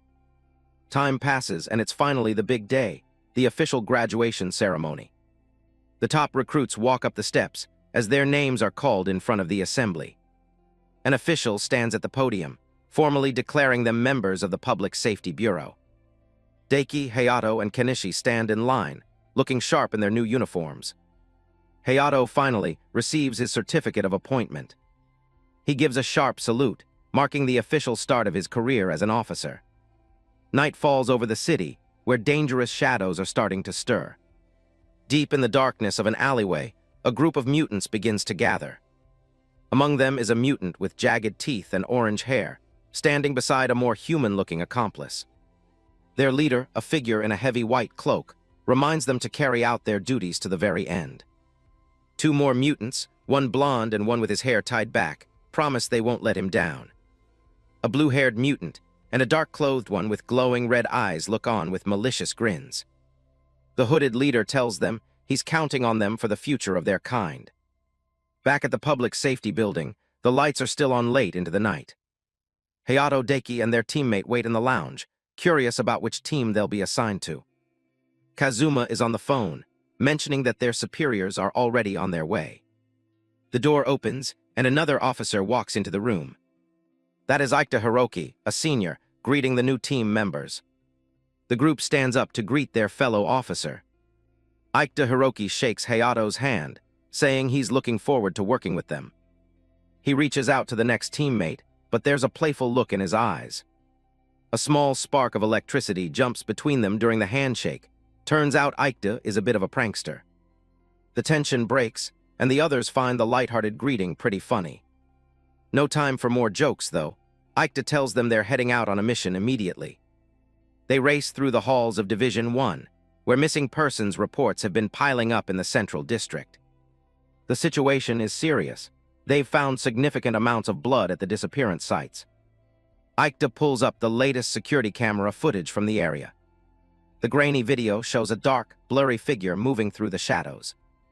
He explains that a mutant is roaming around riding on the back of another, just like the ones they've seen before. Aikta explains that because the disappearances always coincide with these mutant sightings, they must be the ones responsible. He tells the recruits that they'll be conducting continuous patrols to track them down and put an end to the incidents. Aikta turns to Daiki Ishihara, asking if he's capable of handling a motorcycle for their patrols. He pairs up Daiki and Hayato Amagi, while deciding to take Kenichi as his own partner for the mission. In a quiet alleyway, a regular citizen with glasses is heading home after a long night. A tall, pale man with messy pink hair suddenly steps into the light, blocking the man's path. With a cold, indifferent look, the mutant talk H-letter 183NG asks the terrified man if he knows what a mutant actually is. The man is frozen in fear, unable to process what's happening as the mutant looms over him. The mutant leans in, warning the guy to keep quiet and do exactly as he's told if he wants to stay alive. The victim's eyes widen in horror as he realizes there's no escape from the monster in front of him. The mutant pins the man down, his expression completely blank as he threatens the helpless victim. He tells the man to shut up, making it clear that he won't hesitate to kill him right then and there. Nearby, another man spots the attack and is immediately gripped by panic. Terrified, the runner screams for help and tries to flee the scene as fast as his legs can carry him. The pink-haired guy slaps the victim and frustratedly tells him that this is his own fault. The runner collapses onto the pavement, groaning in pain as his glasses are knocked off. The mutant calls out to a creature named Clover, ordering it to finish off the man on the ground. A large, beige, blob-like creature emerges from the shadows, ready to carry out its master's command. Meanwhile, the other person desperately tries to flee and pulls out their phone to report to the police that there is a monster there. He frantically tells the public safety operator that a monster is chasing him near the central intersection. Clover lets out a shrill screech as it begins to close the gap between itself and the runner. The creature picks up speed, its strange, bulky form moving with surprisingly high speed. The man screams one last plea for help as the beige monster looms over him. Clover stands over its prey, its mouth hanging open as blood drips onto the ground from its massive body. Meanwhile, Daiki and Hayato are patrolling the city streets on their motorcycle. Hayato, riding on the back, mentions how bored he is and asks Daiki how much longer their shift lasts. His phone suddenly buzzes. It's a direct call from the Bureau headquarters. He answers the call, identifying himself as an agent from Division 1. He tells Daiki that there's a murder sighting at the central intersection, and they need to head there immediately. Daiki tells him to hold on tight as he leans the bike into a sharp turn at high speed. They arrive on the scene just as Clover is fleeing with someone on its back. Daiki tells Hayato to look closely. He can see that it's not another mutant being carried away. It's a terrified woman, tied up and trapped on the back of the massive creature. The victim cries out for help, her voice filled with absolute terror as the monster runs. Daiki pushes the motorcycle to its limit, desperate to catch up to the fleeing monster. Hayato yells to the woman that they are PSB agents and that they'll have her safe in no time. The woman's screams continue as Clover continues its frantic dash through the city. Hayato readies his drill arm, preparing to take the creature down as they pull alongside it. The chase intensifies, with the heavy thuds of the creature's feet echoing against the buildings. Hayato realizes the bike is shaking too much and tells Daiki he needs to get even closer for his strike. Clover makes a sudden move, causing a near collision that forces the motorcycle to swerve. The bike skids to a halt, and Hayato curses their luck as they watch the monster pull further away. Daiki suddenly stops and demands that Hayato take over driving the motorcycle, calling him Drill. Hayato is completely baffled by the sudden request. Daiki insists that at their current speed, they still have a chance to catch up to the target. Hayato screams Daiki's name in frustration as he's forced to take the handlebars. Hayato ends up in the driver's seat, grumbling to himself about what a hassle this pursuit has become. He guns the engine, pushing the bike to high speeds and worrying that his driving might actually be illegal. The scene shifts to a white van speeding away through the dark city streets. The mutant Talk H1ED3NG has several terrified men trapped within the coils of his long, muscular tail. He coldly tells his captives to stop dragging their feet and get into the van already. The victims are forced against the side of the vehicle, shaking with fear under the mutant's intense gaze. He tightens his tail around them, mockingly telling them they're all going to die anyway, so they should just quit resisting. The captives are shoved roughly into the back of the van as it prepares to depart. Inside the vehicle, the mutant M1EB7C vest sits waiting, his expression calm and disturbingly polite. One victim is already bound in layers of green tape, muffled and struggling on the floor of the van. The man in the suit pulls out a roll of tape, telling the new arrivals to come forward one by one. The pink-haired mutant's tail releases its grip on the group as they are loaded in. Seizing a moment of distraction, one of the men in a green tracksuit bolts away, screaming for help. The mutant Talk H1ED3NG looks bored by the attempt, asking seriously, again, as if chasing down fleeing victims is just a chore. He swings his powerful tail through the air with lethal precision. The impact is swift and violent, striking the fleeing man from behind. The victim is slammed face first into the street, blood pooling around him instantly. The mutant turns his attention to the remaining survivors, asking if they're idiots for trying to escape in this situation. He strikes one of the men across the face, shouting for him to shut up and get inside. The mutant M1EB7C vest warns his partner that killing the humans drops their freshness and demands he bring them back immediately. The pink-haired mutant snaps back, blaming the victims for running and telling his companion to do it himself if he's so worried. The suit mutant maintains his eerily friendly expression, simply repeating his order to bring the captives back. The mutant Talk H1ED3NG scowls, clearly annoyed by being bossed around. He mutters "fine" and turns to finish gathering the victims. Suddenly, a motorcycle screeches to a halt nearby. Tomoya Taniguchi, wearing a black jacket and sunglasses, steps onto the scene. Tomoya is on his cell phone, reporting that they've discovered a mutant and requesting immediate backup at his location. The pink-haired mutant waves him away dismissively, claiming he's only interested in humans today and telling him to get lost.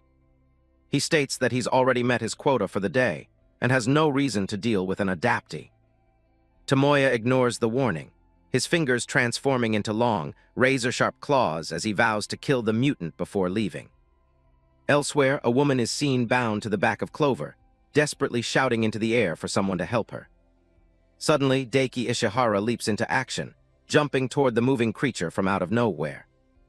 Daiki lets out a sigh of relief as he reaches the woman, prepared to pull her away from the monster. With a powerful strike, he severs the woman's bonds, freeing her from Clover's grasp. Daiki catches the woman safely in his arms as they hit the ground, away from the creature's path. Clover stops and turns, its simple, dotted eyes fixed on the recruit who just took its prize.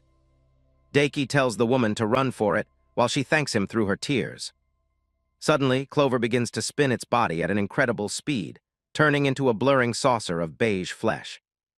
Daiki stares in absolute disbelief, wondering what the hell this creature is doing. Clover's spinning form lashes out, its sharp edges cutting through the air with dangerous speed. Clover continues its high-speed rotation, its body flattening into a lethal, razor-sharp saucer that slices through the air toward Daiki. Daiki barely manages to leap out of the way, the creature's edge whistling past him with terrifying speed. The impact of the creature's spin leaves a deep, jagged gouge in the pavement, showing just how dangerous its transformation is. Daiki curses under his breath as he skids across the stone, struggling to regain his footing while the creature prepares for another pass. The monster's minimalist face, with its tiny red eyes and sharp teeth, remains fixed on its target as it maintains its dizzying spin. A hand slams down onto the ground, stabilizing a body for a sudden and powerful counter-movement. Using the momentum from his low stance, Daiki launches a powerful kick into the side of the spinning saucer, shouting for the monster to take his blow. The impact is massive, knocking Clover off balance, and and sending the beige creature tumbling helplessly through the air. Hayato Amagi seizes the opening, unleashing his devastating PINECONE drill punch that strikes the target with explosive force. Standing amidst the smoke and settling dust, Hayato pants heavily, his drill arm glowing from the heat of the impact. He quickly turns to check on his friend, calling out Daiki's name to see if he escaped the creature's lethal edges unharmed. Daiki responds by tackling Hayato in a joyful hug from behind, laughing that drill has saved his life once again. He playfully squishes Hayato's cheeks, boasting about how he got the woman to safety while his friend took care of the monster. When Daiki asks about the powerful move he just saw, Hayato modestly explains that it's a technique he's been practicing on his own during training. Daiki sighs with a mix of awe and jealousy, thinking about how cool special types are and wishing he wasn't just a simple enhancement type himself. Tires screech against the pavement as a vehicle pulls up. Hayato, Amagi, and Daiki look over, recognizing their superior immediately. The team leader hops out to check on them, and the two rookies quickly assure him they're doing just fine. He lets out a long breath, visibly relieved that his newest recruits didn't get killed on their very first day. The boss gives them a bit of praise and asks where the mutant went. Daiki points right at his partner, bragging that Hayato's drill completely shredded the monster and saved a civilian.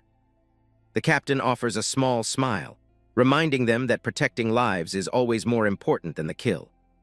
He looks over the bloody remains of the clover monster and tells them the research division will handle the cleanup while they move to the next site. His expression turns serious as he mentions that something unfortunate just happened nearby. They follow him to a staircase where a small crowd of people has already started gathering. The atmosphere is heavy, and several other PSB members are standing around in total shock. Against a blood-spattered wall lies the body of Tomoya Taniguchi, another rookie from their division. The Adaptitalk Bui kneels over the corpse, unable to process the sight. He breaks down into tears, sobbing out apologies to his fallen teammate. An official places a hand on the grieving man's shoulder to try and steady him. Research Division members move in with their equipment, politely asking everyone to clear the scene. A blood-soaked cloth is draped over Tomoya's face as he's officially marked for transport to the hospital. A quiet city street, peaceful before the storm. The peace shatters as a car swerves and people start screaming. A young Tomoya and his friends stop in their tracks, sensing the breath of danger. A massive creature bursts onto the scene, chasing a terrified man. Total chaos erupts as everyone runs for their lives. Tomoya urges the others to get away as fast as they can. But he spots an elderly man frozen in fear and turns back to help. The monster raises its blade-like arm, ready to strike the helpless man. Tomoya's fist slams into the creature's face with incredible force. Hayato screams for him to run, terrified for his friend. The old man stares up in disbelief at his young savior. Tomoya looks down, confused by the strange sensation in his hand. Blood spatters the ground as the creature falls. His hand has transformed into jagged, bloody claws. Classmates record the scene, shocked to find out he's an adaptee. He admits he had no idea he possessed this power until now. The news quickly picks up the story of the heroic high school student. On TV, Tomoya humbly says he only did what anyone should do. He's honored at a ceremony, standing beside an official from the bureau. He was a hero in the making, with a bright future ahead of him. Now that same smile is framed in black for his funeral. Aikta asks Hayato if he's ever attended a funeral before. Incense smoke rises before the portrait of their fallen comrade. Hayato stands among the mourners, the weight of the loss sinking in. Floral tributes line the hall for the young man who died. The attendees gather for a somber traditional meal. Aikta suggests Hayato use his first paycheck to buy a mourning suit. He warns that in this line of work, they'll see far too many funerals. He also mentions that the Team 3 leader will be temporarily joining them. Between injuries and Tomoya's death, the leader is all alone now. Hayato and Daiki listen, the grim reality of their situation settling in. A man with a topknot drinks in silence, mourning his lost teammate. Somewhere else, a man in a white shirt surveys an abandoned warehouse. He orders a grotesque mouth monster to prepare for its next move. Variant Leader is disgusted to learn they're using lower ranks as bait. The man in the white shirt explains it's the fastest way to distract the humans. Variant Leader would rather stay and kill every human they can find. But he's told they need to avoid risks and build up their strength. He's reminded that the organization saved his life when he was half dead. From now on, he will obey the organization's decisions without question. The man calls out the names of their next targets. Tomorrow, it'll be their turn to play their part. A massive clawed foot slams into the ground. Leo Mutant grins, eager to head outside and have some fun. In the hideout, the man in the white shirt is surprised his turn has come so soon.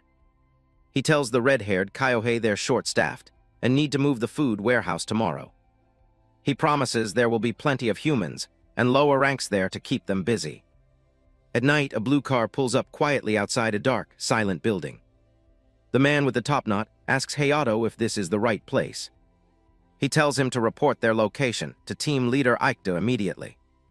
Inside the PSB office, the analyst Megan is busy sorting through data.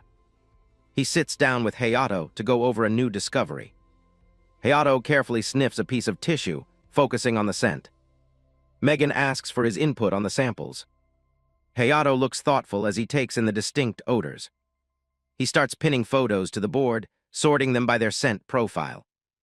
Megan watches closely, his hypothesis beginning to take shape. Hayato is confused, but Megan explains that he's noticed something strange. He recalls the mutants at the practical exam, saying they could smell something on Hayato. His theory is that mutants have the ability to track one another by scent. Since Hayato carries that same scent, he's like a beacon to any mutant nearby. But it goes both ways. Hayato can also learn to track them down using the same method. The test proves it's possible, as Hayato accurately distinguished between the human and mutant tissues. Megan decides they'll start detection training today to see how far he can go with it. Later that night, the man with the topknot leads Hayato through a dark alley. He draws his gun and peers around a corner, checking for any movement. They step into the massive, silent warehouse. Hayato keeps his guard up as they move deeper into the dark interior. Suddenly, a rustling sound comes from behind some crates. Hayato aims his weapon toward the sound of faint groaning. His eyes widen in shock at what he's discovered. Several missing people are tied up and left on the cold floor. He calls out for the team leader to come and see the find. But a massive, gaping mouth rises up from the shadows behind him. Two more mutants drop down from above, cutting off their escape route. Leo Mutant lands right in front of them, blocking the way. The man with the topknot is stunned. They've been lured into an ambush. Sho emerges from the shadows, taunting the silver-haired bastard. The man with the topknot recognizes the power coming from Sho's arm. Takagi just smiles, glad they could finally meet face-to-face. Sho asks how they even know his name. The agent asks if he remembers Tomoya Taniguchi. Sho's grin widens as he recalls the guy on the bike. He admits he left the body behind as a warning because the PSB kept getting in his way. He scoffs at how long it took for the biker bastard to finally die. The man with the topknot is consumed by a blinding rage as he faces his brother's killer. He lets out a guttural scream, ready to unleash everything he has on the taunting mutant. Suddenly, his expression shifts from fury to cold, paralyzing terror. The massive creature lunges forward with its multi-layered mouth of jagged teeth. Before he could even react, the monster clamped its jaws onto his midsection, its teeth sinking deep into his flesh. Hayato watches the horrific scene, screaming for the monster to stop its brutal assault.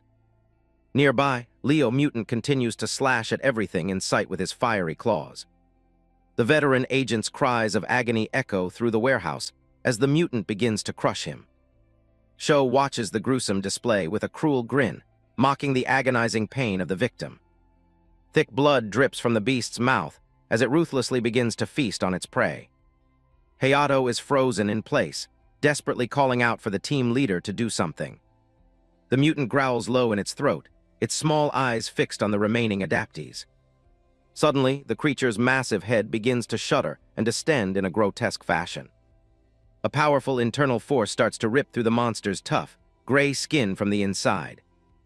A hand wreathed in intense, golden flames suddenly bursts through the top of the mutant head. The beast lets out a final, agonizing shriek as fire begins to consume it from within. Shou's smug expression vanishes instantly, replaced by a look of sheer disbelief and alarm. Leo Mutant pauses his assault, staring at the figure clawing its way out of the burning carcass.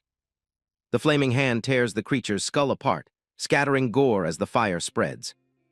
Emerging from the remains of the monster is Aikta, his body wreathed in flames as he stares down Shou. Shou grits his teeth, unable to hide his growing frustration and fear of the flaming agent. Aikta's eyes glow with an intense, orange light, signaling that he is ready to unleash his true power. He crouches low over the dead beast, his breath heavy as he regains his footing.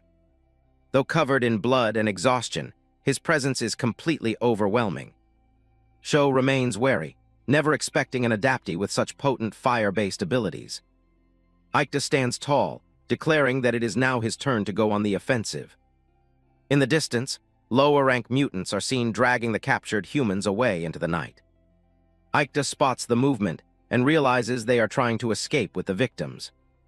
He turns to Hayato and orders him to leave the big fight to him and go after the captives. Hayato hesitates for a split second, concern for his leader visible on his face. Shou watches them closely, gauging his chance to strike while they are distracted. The mutants continue their frantic retreat, disappearing through the warehouse exit. Leo Mutant shifts to block the path, intent on preventing Hayato from following his kin. Aikta stands his ground, staring into the eyes of the lion-like beast. He shouts for Hayato to go, his voice filled with absolute authority. He charges his fists with golden flames, telling Hayato to leave the battle to him. Aikta lunges forward, a flaming fist leading the charge against the towering Leo Mutant. He urges Hayato to hurry before the trail of the captured humans is lost. Hayato clenches his teeth, knowing he has a vital task to complete. With a determined shout, he dashes past the clash, his drill-like arms ready for battle. A massive burst of fire erupts as Aikta's strike collides with Leo Mutant's claw. The lion mutant catches the blow, his massive frame absorbing the impact of the flaming fist. Leo Mutant is unfazed by the heat, mocking Aikta for thinking his flames could penetrate such a thick mane. Meanwhile, Shou's lizard-like tail whips through the air with incredible speed, aiming for a new target. The tail wraps around Hayato's waist, jerking him back just as he is about to exit the warehouse. Shou pulls back his arm, readying his next move with cold, calculated precision. With a violent yank, Hayato is slammed into a stack of heavy crates, the impact shattering the wood. Shou stares down at the boy, declaring that he has no intention of letting him escape. Aikta is momentarily distracted, gasping in shock as he sees his protege being cornered. But the towering Leo Mutant immediately lunges at Aikta, forcing him to refocus on the life-or-death duel in front of him. Leo Mutant taunts the team leader, telling him to keep his eyes on the one about to kill him. Desperate and bleeding, Aikta shouts for Hayato to hold on, promising to back him up as soon as he can. Hayato struggles to stand up amidst the wreckage of the crates, his drills still spinning weakly. Before he can recover, Shou's tail strikes again, catching him squarely across the face. The force of the blow sends Hayato reeling back, blood flying from his mouth and nose. Shou stands ready, his expression bored as he prepares to finish the little shark once and for all. Hayato's eyes widen as he sees the attack coming, his primal instincts screaming at him to move. Shou unleashes a powerful shockwave technique called Sonic Anchor, a blast of air and speed. Hayato is caught in the center of the explosion, his shark-like teeth bared in a desperate snarl. The warehouse floor erupts under the pressure of the attack, sending debris flying in every direction. Hayato collapses to his knees, his breathing ragged as he tries to process what just happened. He realizes with sinking dread that Shou is simply too fast for him to dodge effectively. Still, he refuses to give up, telling himself that he just needs to buy a little more time. Shou watches him struggle, mocking the boy for even considering a retreat. The mutant calmly begins to shed his outer jacket, preparing for a more serious bout. Shou's eyes narrow with murderous intent as he repeats his promise. He isn't letting anyone leave this warehouse alive. Over at the Eastern Branch office, a new recruit is pushing a treadmill to its absolute breaking point. Daki finally hops off to catch his breath, drenched in sweat. A staff member checking the data tells him he just shattered the branch's speed record. The news brings a cocky grin to his face, and he asks if that officially makes him the best they've got. The official looks on, already trying to figure out how to best utilize that level of speed in a real fight. Later that night, shadows blur through the city streets as something moves through the dark. A pair of mutants are seen hauling a captive civilian away, ignoring their desperate pleas for help. The monsters suddenly skid to a halt when a voice calls out, announcing that they've been found.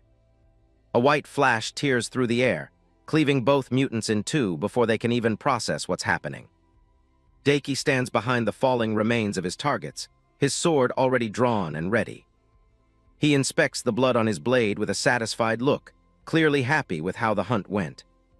Daki strikes a pose with his sword over a dead monster, joking that he looks like a total samurai. He turns back to the survivor he just saved, glad to see the guy is still in one piece. The survivor is a mess, his clothes torn to shreds, but the adaptee helps him up anyway. The group realizes they've actually been rescued by someone from the Public Safety Bureau. He points them toward the main street, telling them they can find more help once they reach it.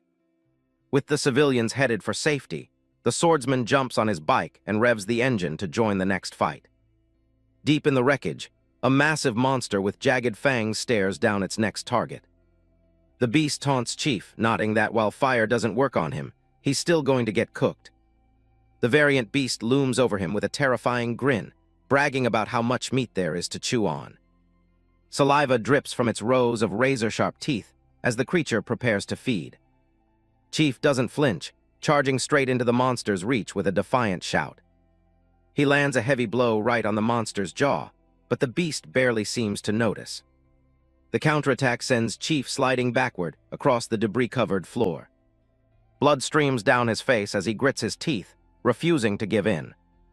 The variant beast leaps high into the air, its shadow falling over the downed fighter.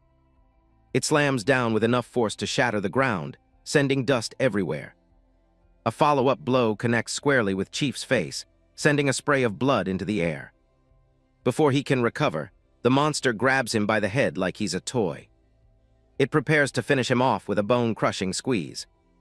The monster's eyes glow with a sadistic light as it enjoys the struggle. It slams Chief's head into the concrete with a sickening thud. The man lies there face down, his body battered and motionless in the dirt. With his last ounce of strength, the commander raised both hands to grab the mutant's arm. Sho, the pink-haired mutant, screams in rage at his opponent for being so persistent. Hayato hunches over, his twin drill arms dripping with gore as he gasps for air. Suddenly, the whip lashed out, but Hayato managed to jump aside just in time to dodge it. Sho backed away. Finding his prey so annoyingly persistent, he asked if the brat truly believed he had enough left in him to continue. The warrior doesn't answer, charging back into the fray with everything he has left. A cable lashes across his cheek, adding another deep cut to his battered face.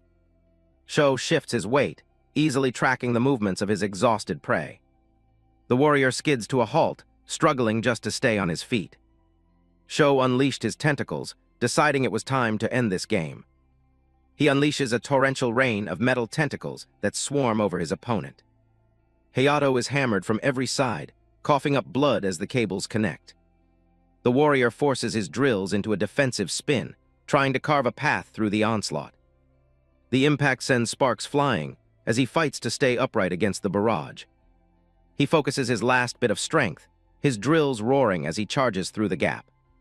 Sho's arrogant smile vanished when he realized that Hayato had used the drill to entangle his tentacles and pull him into range. He tries to yell something, but his face is full of panic as the attack closes in. The drill stabs straight through Sho's chest, bursting out the other side in a shower of blood. The mutant stares at the massive hole in his torso, unable to comprehend his defeat. Hayato glares through the gore, panting heavily with his teeth bared in a silent snarl.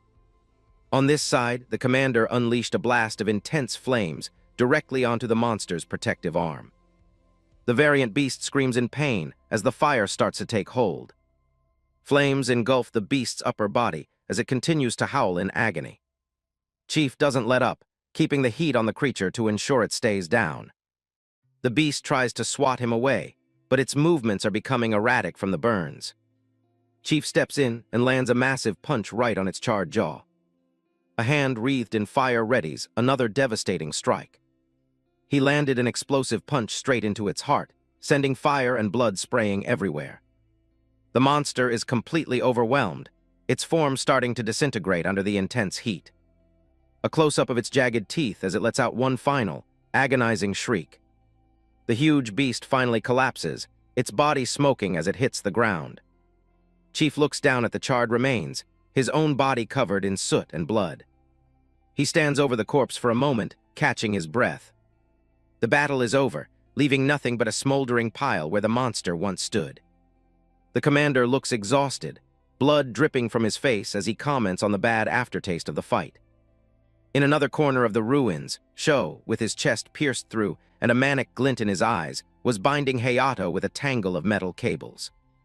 The cables tighten around the boy's neck, digging into his skin. The mutant looks down at him with a smug grin, clearly enjoying his advantage. Hayato struggles against the restraint, his shark-like teeth bared in a snarl. Sho laughs maniacally, bragging that a minor wound like that won't be enough to kill him. He continues to tighten the grip, savoring the sound of the metal grinding together. The boy's golden eyes are wide with the effort of trying to break free. The mutant complains about all the trouble he had to go through just to finish this. He looks completely confident that the fight is already over. Suddenly, Chief appears right behind him, his expression cold and bloodied. The mutant's eyes go wide as he realizes someone just snuck up on him. Sho tries to dodge away, realizing it was a close call. Chief lunges after him, declaring that there's no way he's letting him escape. The mutant huffs in frustration, annoyed that these guys are so stubborn. He tries to put some distance between them, but he's not fast enough. He gets sent tumbling through the air after a heavy hit. Deiki arrives on the scene, surprised by the timing of it all. Before Sho can recover, a hand grabs him firmly by the throat. He gasps for air, his eyes bulging as he looks up at his captor. Chief stares him down with a gaze that says he's done playing games. The mutant's pupils shrink as he realizes he's in serious trouble. The commander unleashes his flaring flames technique, turning the mutant into a human torch. Sho lets out one last scream as the golden fire consumes him. The fire burns bright for a second before the charred mutant collapses into a heap. Chief shakes the remaining flames off his arm, his job finally done. He immediately turns to check on Hayato, making sure he isn't seriously hurt. Deiki walks up, wondering why the commander waited so long to use that kind of power. Chief explains to Deiki that he prefers not to use his flames unless it's absolutely necessary. Deiki ignores the advice, swinging his katana around and bragging about the monsters he already killed.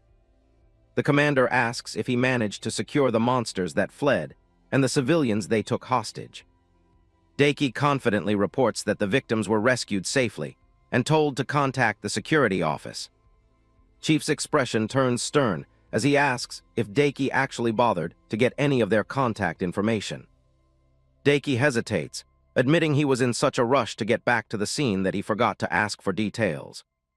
Chief lectures him, reminding him that keeping track of victims is an essential part of the public safety squad's job. He tells the younger fighter to focus on helping the remaining survivors while they wait for the backup unit to arrive. Nearby, Hayato is checking on a wounded man when he notices something wrong with the head count. The silver-haired boy looks up at Chief, reporting that it seems 3 of the people are still missing. Deep in the forest, the 3 missing survivors are running frantically through the dark undergrowth. One of the men, wearing a teal jacket, pants heavily and asks if they're even running in the right direction. Kyohei Kinoshita, a young man with black messy hair and a white shirt, leads the way, insisting the parking lot is close. The man in the teal jacket starts to feel a pang of guilt, wondering if it was really okay for them to just abandon everyone. Kyohei retorts sharply, arguing that there was no guarantee the public safety squad would win the fight. He keeps up the fast pace, telling the others they should just be grateful they managed to escape with their lives.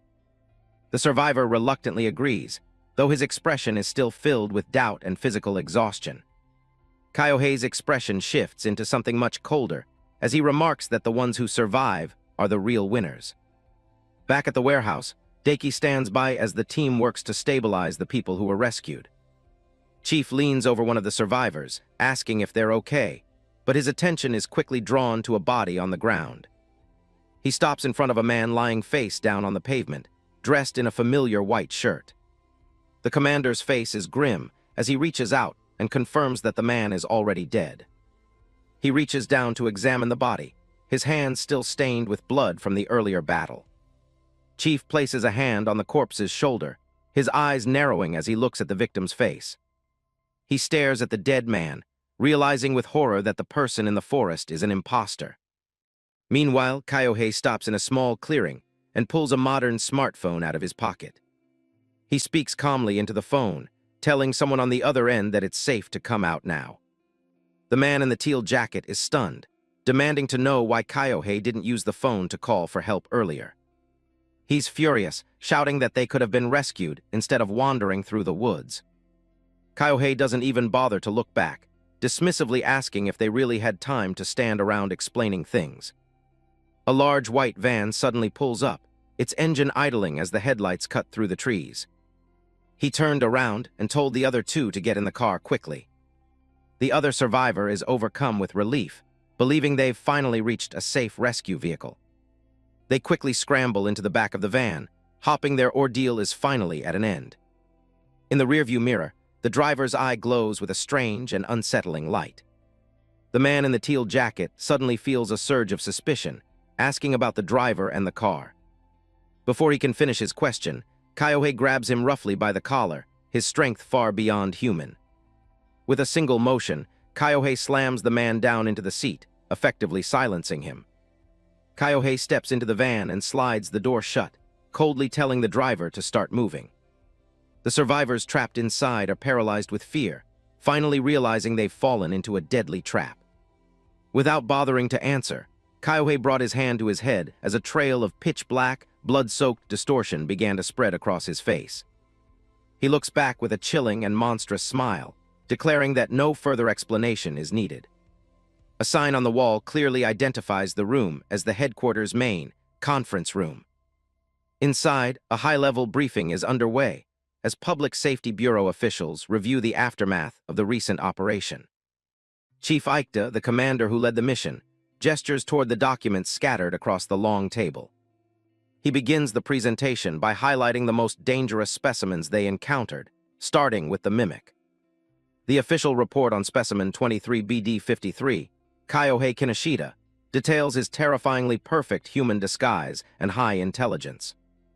It further explains that Kinoshita is far stronger than average mutants and can transform his limbs into lethal, whip-like weapons. The file also lists other identified threats, including specimens like Minato Kyujo and Keita Kurosawa, who have similar traits. The section chief, a stern older man, looks up from the files and asks if there are truly no physical markers to distinguish them. Chief Aikta admits that their only way to identify these mimics currently is by carefully observing their speech and behavior. The section chief notes that this is a critical flaw, as any failure to detect an actor could lead to a massive disaster. A researcher in a white shirt and tie explains that while the lab is conducting various tests, physical differences remain elusive. He proposes a new method, identifying these mutants by the specific brain wave spikes that occur when they look at humans. However, he notes that this is the same pattern seen in other mutants and carries a significant practical hurdle. Since the test requires the subject to be captured alive for laboratory analysis, it's almost impossible to use during active combat. Chief Aikta argues that utilizing Agent Amaga's unique tracking abilities is currently their most efficient solution. He points out that Hayato Amaga's combat prowess and sensory skills make him an invaluable asset for the Bureau. The section chief turns to his subordinates, ordering them to proceed with extreme caution to avoid falling into more traps. The room falls silent as the section chief stares intently at the report, his expression growing more suspicious by the second. He voices a dangerous question, asking if the Bureau is absolutely certain that Agent Amagi himself isn't a mutant. The researcher quickly clarifies that they have already run brain wave tests on Hayato to confirm his human status. Despite the tests, He admits that Agent Amaga's physical evolution remains a complete and unexplained anomaly. Moving on, Chief Aikta begins to describe the second major mutant they encountered, a beast capable of sophisticated communication. Just another quiet day at the local convenience store. Hayato Amagi is inside, picking out some instant ramen for a quick meal. Suddenly, someone calls out to him from behind, calling him a rookie. It's Mayu Kawamoto, a friendly senior from the Public Safety Bureau. She's surprised to see him out of the hospital already. He recognizes her as a member of Division 1, and she's happy he actually knows who she is. She takes one look at the ramen and tells him he needs to eat something way healthier than that. Since she's off duty, she suggests they go grab some real food together. Hayato is caught completely off guard by the sudden invitation. They head out into the bustling shopping district. The two walk side by side as they look around for a place to eat. Mayu asks if he's in the mood for some pizza. He agrees, but then something occurs to him. He starts to say something but trails off, making her curious. He points out that pizza isn't exactly healthy food either, which only makes her more persistent. She insists it's way better than ramen, and he can only apologize for questioning her. She tells him he'll have to report all his meals to her from now on. As they talk, a man in a black suit walks past. Hayato's expression shifts instantly as his instincts kick in. He stops and looks back into the crowd, scanning the people passing by. Mayu notices his change in mood and asks if he saw someone he knows. He stays silent, focused on a suspicious figure moving through the crowd. He suddenly asks Mayu to follow him right away. He grabs her hand and starts pulling her along through the street. His grip is firm as he moves with purpose. Mayu is left completely confused as their pizza plans are suddenly abandoned for a chase. Hayato and Mayu were hot on the trail, weaving through the busy afternoon crowd. They kept their distance, watching the three men in suits slip into a narrow side street. Hayato asked if one of them was a mutant, but Mayu wasn't ready to call it yet. She wanted to wait for backup. The targets didn't seem to notice them as they stood together at the end of the alley. Suddenly, the trio came to a dead stop. They turned around slowly, their faces cold and suspicious. Hayato and Mayu froze, realizing they'd been spotted. The lead guy, Masya Anzai, asked if they were with X-Nest, sounding more annoyed than anything. His two companions stayed silent, watching the officers with hollow eyes. Hayato had no idea what X-Nest was, and his confused expression probably didn't help. Masya wasn't buying it, accusing them of playing dumb while they plotted something. Mayu cut through the tension, identifying them as Public Safety Bureau officers and asking for cooperation. Masya went quiet, his eyes searching theirs for any sign of a bluff. He didn't look scared. If anything, he looked like he was calculating his next move. A bead of sweat rolled down his face as the silence stretched on. One of the other guys stepped forward, trying to buy some time. The three of them leaned in, whispering urgently while keeping an eye on the officers. They were worried about attracting too much attention if things got messy right there. They looked at Hayato, wondering if his cover was already blown. One of them suspected he'd either joined the Bureau or was being used by them. From across the alley, Hayato and Mayu watched the huddle.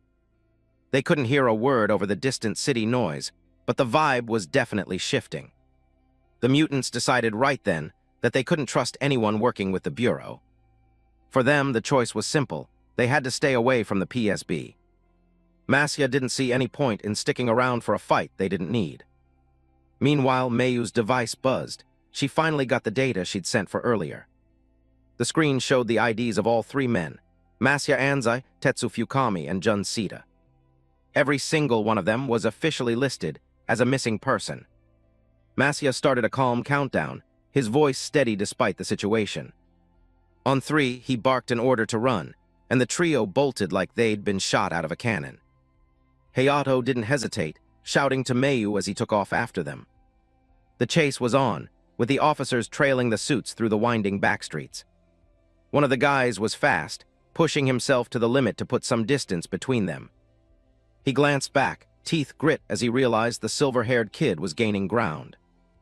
Hayato lunged forward with a burst of speed, closing the gap in a single leap. He slammed into the runner, taking him down hard. They tumbled across the pavement, skidding to a stop in a cloud of dust. The other two stopped and looked back, Masya looking absolutely livid. Hayato pinned the guy down, his hand locked around his throat. The mutant struggled under him, gasping for air as he tried to break the hold. Hayato yelled for everyone to stay put, thinking he finally had things under control. But Masya wasn't done. He whipped around and caught Hayato right in the face with a brutal high kick. Hayato's head snapped back as blood sprayed from his nose, the force of the kick nearly taking him off his feet. Masya didn't even look winded, his eyes cold as he stared down at the kid who dared to touch him. The impact sent Hayato sailing through the air like a ragdoll. He hit the pavement hard, his drill arm carving a deep groove into the concrete as he skidded to a halt. Gasping for air, he tried to push himself up, but his limbs felt like lead. Masya slowly shrugged off his suit jacket, calling Hayato a traitor and promising to knock some sense into him. Rage flared in Hayato's eyes as he roared, throwing himself back into the fray with everything he had left. He lunged with the drill, but Masya caught the rotating weapon barehanded, the friction throwing off a shower of sparks. Hayato grit his teeth, refusing to back down even as his vision started to blur. A second later, a heavy fist connected with his face, sending another spray of blood across the street. He was sent tumbling backward again, the gap in power between them becoming painfully clear. Masya stood tall, looking more like an executioner than a man in a suit. Hayato collapsed to his knees, his body trembling as he struggled to maintain his form. Desperate, he pushed his energy into his right arm, the drill spinning with a high-pitched whine as he prepared a final strike. Masya braced himself, his expression unchanged as the lethal spiral came toward him. The two clashed in a violent explosion of force, the sheer pressure cracking the ground beneath them. The bioorganic drill pushed forward, straining against the mutant's inhuman strength. It grazed Masya's neck, drawing a thin line of dark blood, but it wasn't enough to stop him. Masya countered instantly, driving a knee deep into Hayato's gut. The air left Hayato's lungs in a pained wheeze as he was lifted off the ground. With a grunt of effort, Masya slammed him face first into the concrete with crushing force. The impact was so intense it sent a shockwave through the area, shattering windows nearby. Hayato lay broken in the crater, his face a mess of blood and dust as his consciousness wavered. Masya loomed over him, his shadow swallowing the fallen boy. His two associates stepped out of the shadows, claiming they just wanted to live in peace without being hunted. Masya pinned Hayato's head down with one hand, demanding to be left alone as if he were the victim. Suddenly, a beam of energy tore through the air, striking Masya squarely in the forehead. He reeled back, clutching his face as blood poured from the fresh wound. Tetsu and Jun gasped in horror, completely blindsided by the sudden intervention. Far down the street, a lone figure stood ready, her arm extended toward them. It was Mayu. Her fingertips were still smoking from the blast she'd just unleashed. She was breathing heavily, the strain of the high-output shot visible on her face. The other two mutants turned their attention toward her, their expressions twisting into pure hatred. But before they could move, a volley of shots rained down, forcing them to scramble for cover. Mayu shouted for Hayato to get up and get over to her while they had the chance.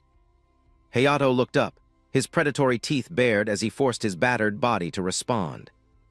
Behind them, Masya let out a low, guttural growl as the hole in his head began to knit itself back together. His arms started to shift and harden, manifesting a massive gray metallic shield as he declared that everyone there was going to die. Just as things looked hopeless, a voice called out, ordering everyone to stop immediately. A man stood firm, his presence enough to make even the mutants hesitate. It was team leader Kazuma and his reinforcements, stepping into the light with weapons drawn. Masya just smirked, taunting them to try their luck as more agents started to swarm the area. Nakata moved with calculated precision, his boots barely touching the ground as he closed the distance. He delivered a powerful roundhouse kick, but Masya reacted instantly, bracing himself for the impact. Masya's arm shifted into a thick biological shield, absorbing the force of the blow with a heavy thud. The shockwave sent him skidding across the pavement, his boots carving deep furrows into the concrete before he slammed into a nearby building. "You bastard!" Masya roared, his face contorting with a mix of pain and pure, unadulterated fury. He retaliated with a blindingly fast swing of his arm, which had morphed into a jagged, lethal blade. Nakata barely managed to duck under the arc of the weapon, feeling the wind from the blade whistle past his head. Nearby, Junsita gripped his tactical baton, his eyes darting around as he warned the gathered citizens to stay back for their own safety. Tetsu Fukami watched the escalating violence with a grim expression, knowing that the situation was rapidly spiraling out of control. Kazuma didn't give his opponent a moment to breathe, drawing his sidearm and unleashing a steady stream of fire. Bullets tore into Tetsu Fukami's shoulder and chest, the impact jerking his body back as blood sprayed against the red-hued sky. Blood ran down Tetsu Fukami's face, but he just smirked through the pain, his eyes glowing with a dangerous, unstable light. "Hayato, stand back," Mayu commanded, but the boy, despite his injuries, bared his teeth and insisted he was going to fight too. Tetsu Fukami tore off the remnants of his suit jacket, his right arm fully transforming into a massive, glistening bone-like blade. Kazuma didn't let up, his finger pulling the trigger again and again as he tried to keep the monster at bay. With a blur of motion, Tetsu Fukami dropped low, the bullets whistling harmlessly overhead as he surged forward. The blade arm whistled through the air, aimed straight for Kazuma's throat in a killing stroke. Kazuma raised his left hand, his specialized red glove sparking as it met the edge of the biological weapon. Seizing the opening, he delivered a powerful, explosive punch squarely to Tetsu Fukami's jaw, sending a spray of blood into the air. He followed up with a brutal downward strike, intent on ending the fight then and there. Tetsu Fukami's head snapped back, a guttural sound of pain escaping his throat as he struggled to maintain his balance. Before he could recover, Kazuma delivered a crushing kick to his midsection, forcing the air from his lungs. But Tetsu Fukami was relentless. Even as he stumbled, he swung his blade in a wide arc, catching Kazuma across the shoulder. The impact sent Kazuma's handgun clattering across the uneven pavement, out of his immediate reach. "Damn it," Kazuma hissed, his hand instinctively going to the deep gash on his shoulder as he scrambled to recover. Tetsu Fukami loomed over him, the blade arm held high, ready to deliver a final, decisive blow. Thinking fast, Kazuma lunged forward and caught the blade with both hands, his mechanical gloves grinding against the sharp edge. Blood sprayed from the friction, but Kazuma held on, his teeth grit as he fought to keep the weapon from his neck. Tetsu Fukami's expression was one of cold, murderous intent as he applied more pressure, determined to crush his opponent. He let out a sharp tusk, annoyed by the persistent resistance of the human agents. "Kazuma, I'll back you up," Mayu shouted, her fingers glowing as she prepared to unleash another energy blast. Tetsu Fukami turned his bloodied gaze toward her, his voice a low growl as he told them they were all becoming a nuisance. Kazuma shouted her name in warning, sensing the danger she was putting herself in. A rapid succession of energy beams shot from Mayu's fingertips, lighting up the dim alleyway with bursts of white light. Tetsu Fukami raised his blade arm to shield his face, the energy pulses dissipating against the hardened biological matter. He began to close the distance, ignoring the barrage of fire as he focused entirely on the girl. Mayu's breath hitched as the monster suddenly appeared directly in front of her, the blade arm already in motion. The weapon descended in a lethal arc, but a silver blur intercepted it at the last possible second. Hayato tackled Mayu out of the way, the two of them hitting the ground hard as the blade sliced through the air where they had been standing. "Stay out of this if you value your lives," Tetsu Fukami barked, his eyes burning with a terrifying, inhuman light. Hayato pushed himself up, his chest heaving as he stared back at the man who had once been a colleague. Tetsu Fukami didn't hesitate, swinging both of his transformed arms down in a dual-bladed strike that threatened to end it all. Hayato lunged forward, pouring every ounce of his remaining strength into a desperate punch that caught Tetsu Fukami right in the chest. Tetsu Fukami roared in fury, his massive blade arm sweeping through the air in a lethal arc that Hayato barely managed to avoid. Not letting up, Hayato's drill arm whirred to life, the bioorganic weapon driving deep into his opponent's shoulder. Blood sprayed across the pavement as Tetsu Fukami staggered back, his eyes wide with a mix of shock and agonizing pain. Hayato stood his ground, his chest heaving as he struggled to draw breath, his body battered and bloodied from the intense exchange. Tetsu Fukami stared at him, his own breathing ragged, the toll of the battle finally beginning to show on his face. Realizing that dragging this out for so long didn't look good, Tetsu Fukami turned to make a run for it. On the other side, a powerful kick slammed into Masia's shield arm, the force of the impact vibrating through the air. Jun Sita immediately lunged forward to attack Nakata, trying to relieve the pressure on his teammate. But he was countered by Nakata with a knee strike that left him dazed. Masia grunted, twisting his body to deliver a heavy-handed punch that caught Nakata squarely in the ribs. The blow sent Nakata reeling back, the sheer power of the mutant's strike nearly knocking the wind out of him. Nakata winced, blood trickling from the corner of his mouth as he struggled to stay on his feet. He collapsed to one knee, a violent cough racking his body as he spat out a mouthful of dark crimson. "You're quite resilient. You're doing pretty well for a human," Masia taunted, his voice dripping with condescension. Nakata looked up, his gaze fierce and unwavering. "I won't fall until I kill you. Aren't you the one at your limit?" Masia's expression darkened. "Is that how it looks to you? How delusional," he spat back. He suddenly paused, his head snapping toward a distant sound as if sensing a new threat approaching. Nearby, Jun looked toward the source of the commotion, his brow furrowed with concern. "You can handle this alone, right? I'll go check things out," Masia said, his voice grim as he turned toward the new disturbance. "Wait," Nakata shouted, his hand outstretched as if to stop Masia from making a desperate move. But it was too late.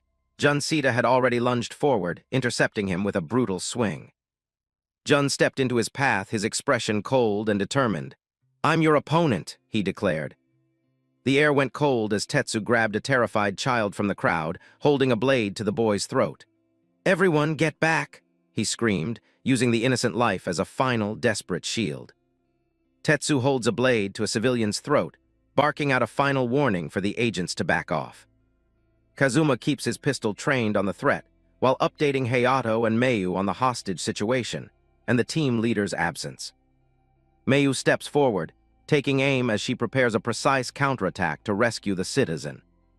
A sudden strike connects with Tetsu, snapping his head back and forcing him to release his grip on the captive. Bloodied but far from finished, the mutant lets out a manic laugh and swears he's going to kill them all. Hayato doesn't hesitate, lunging into the fray with his drill arm spinning at full velocity. Masia Anzai stood firm in the middle of the plaza, his weaponized arm stiffening as he watched his comrades go down. He stares ahead, his face a mess of bruises and blood from the ongoing battle. His expression turns cold as he prepares to drop his human facade entirely. The monster's eyes glow a predatory crimson,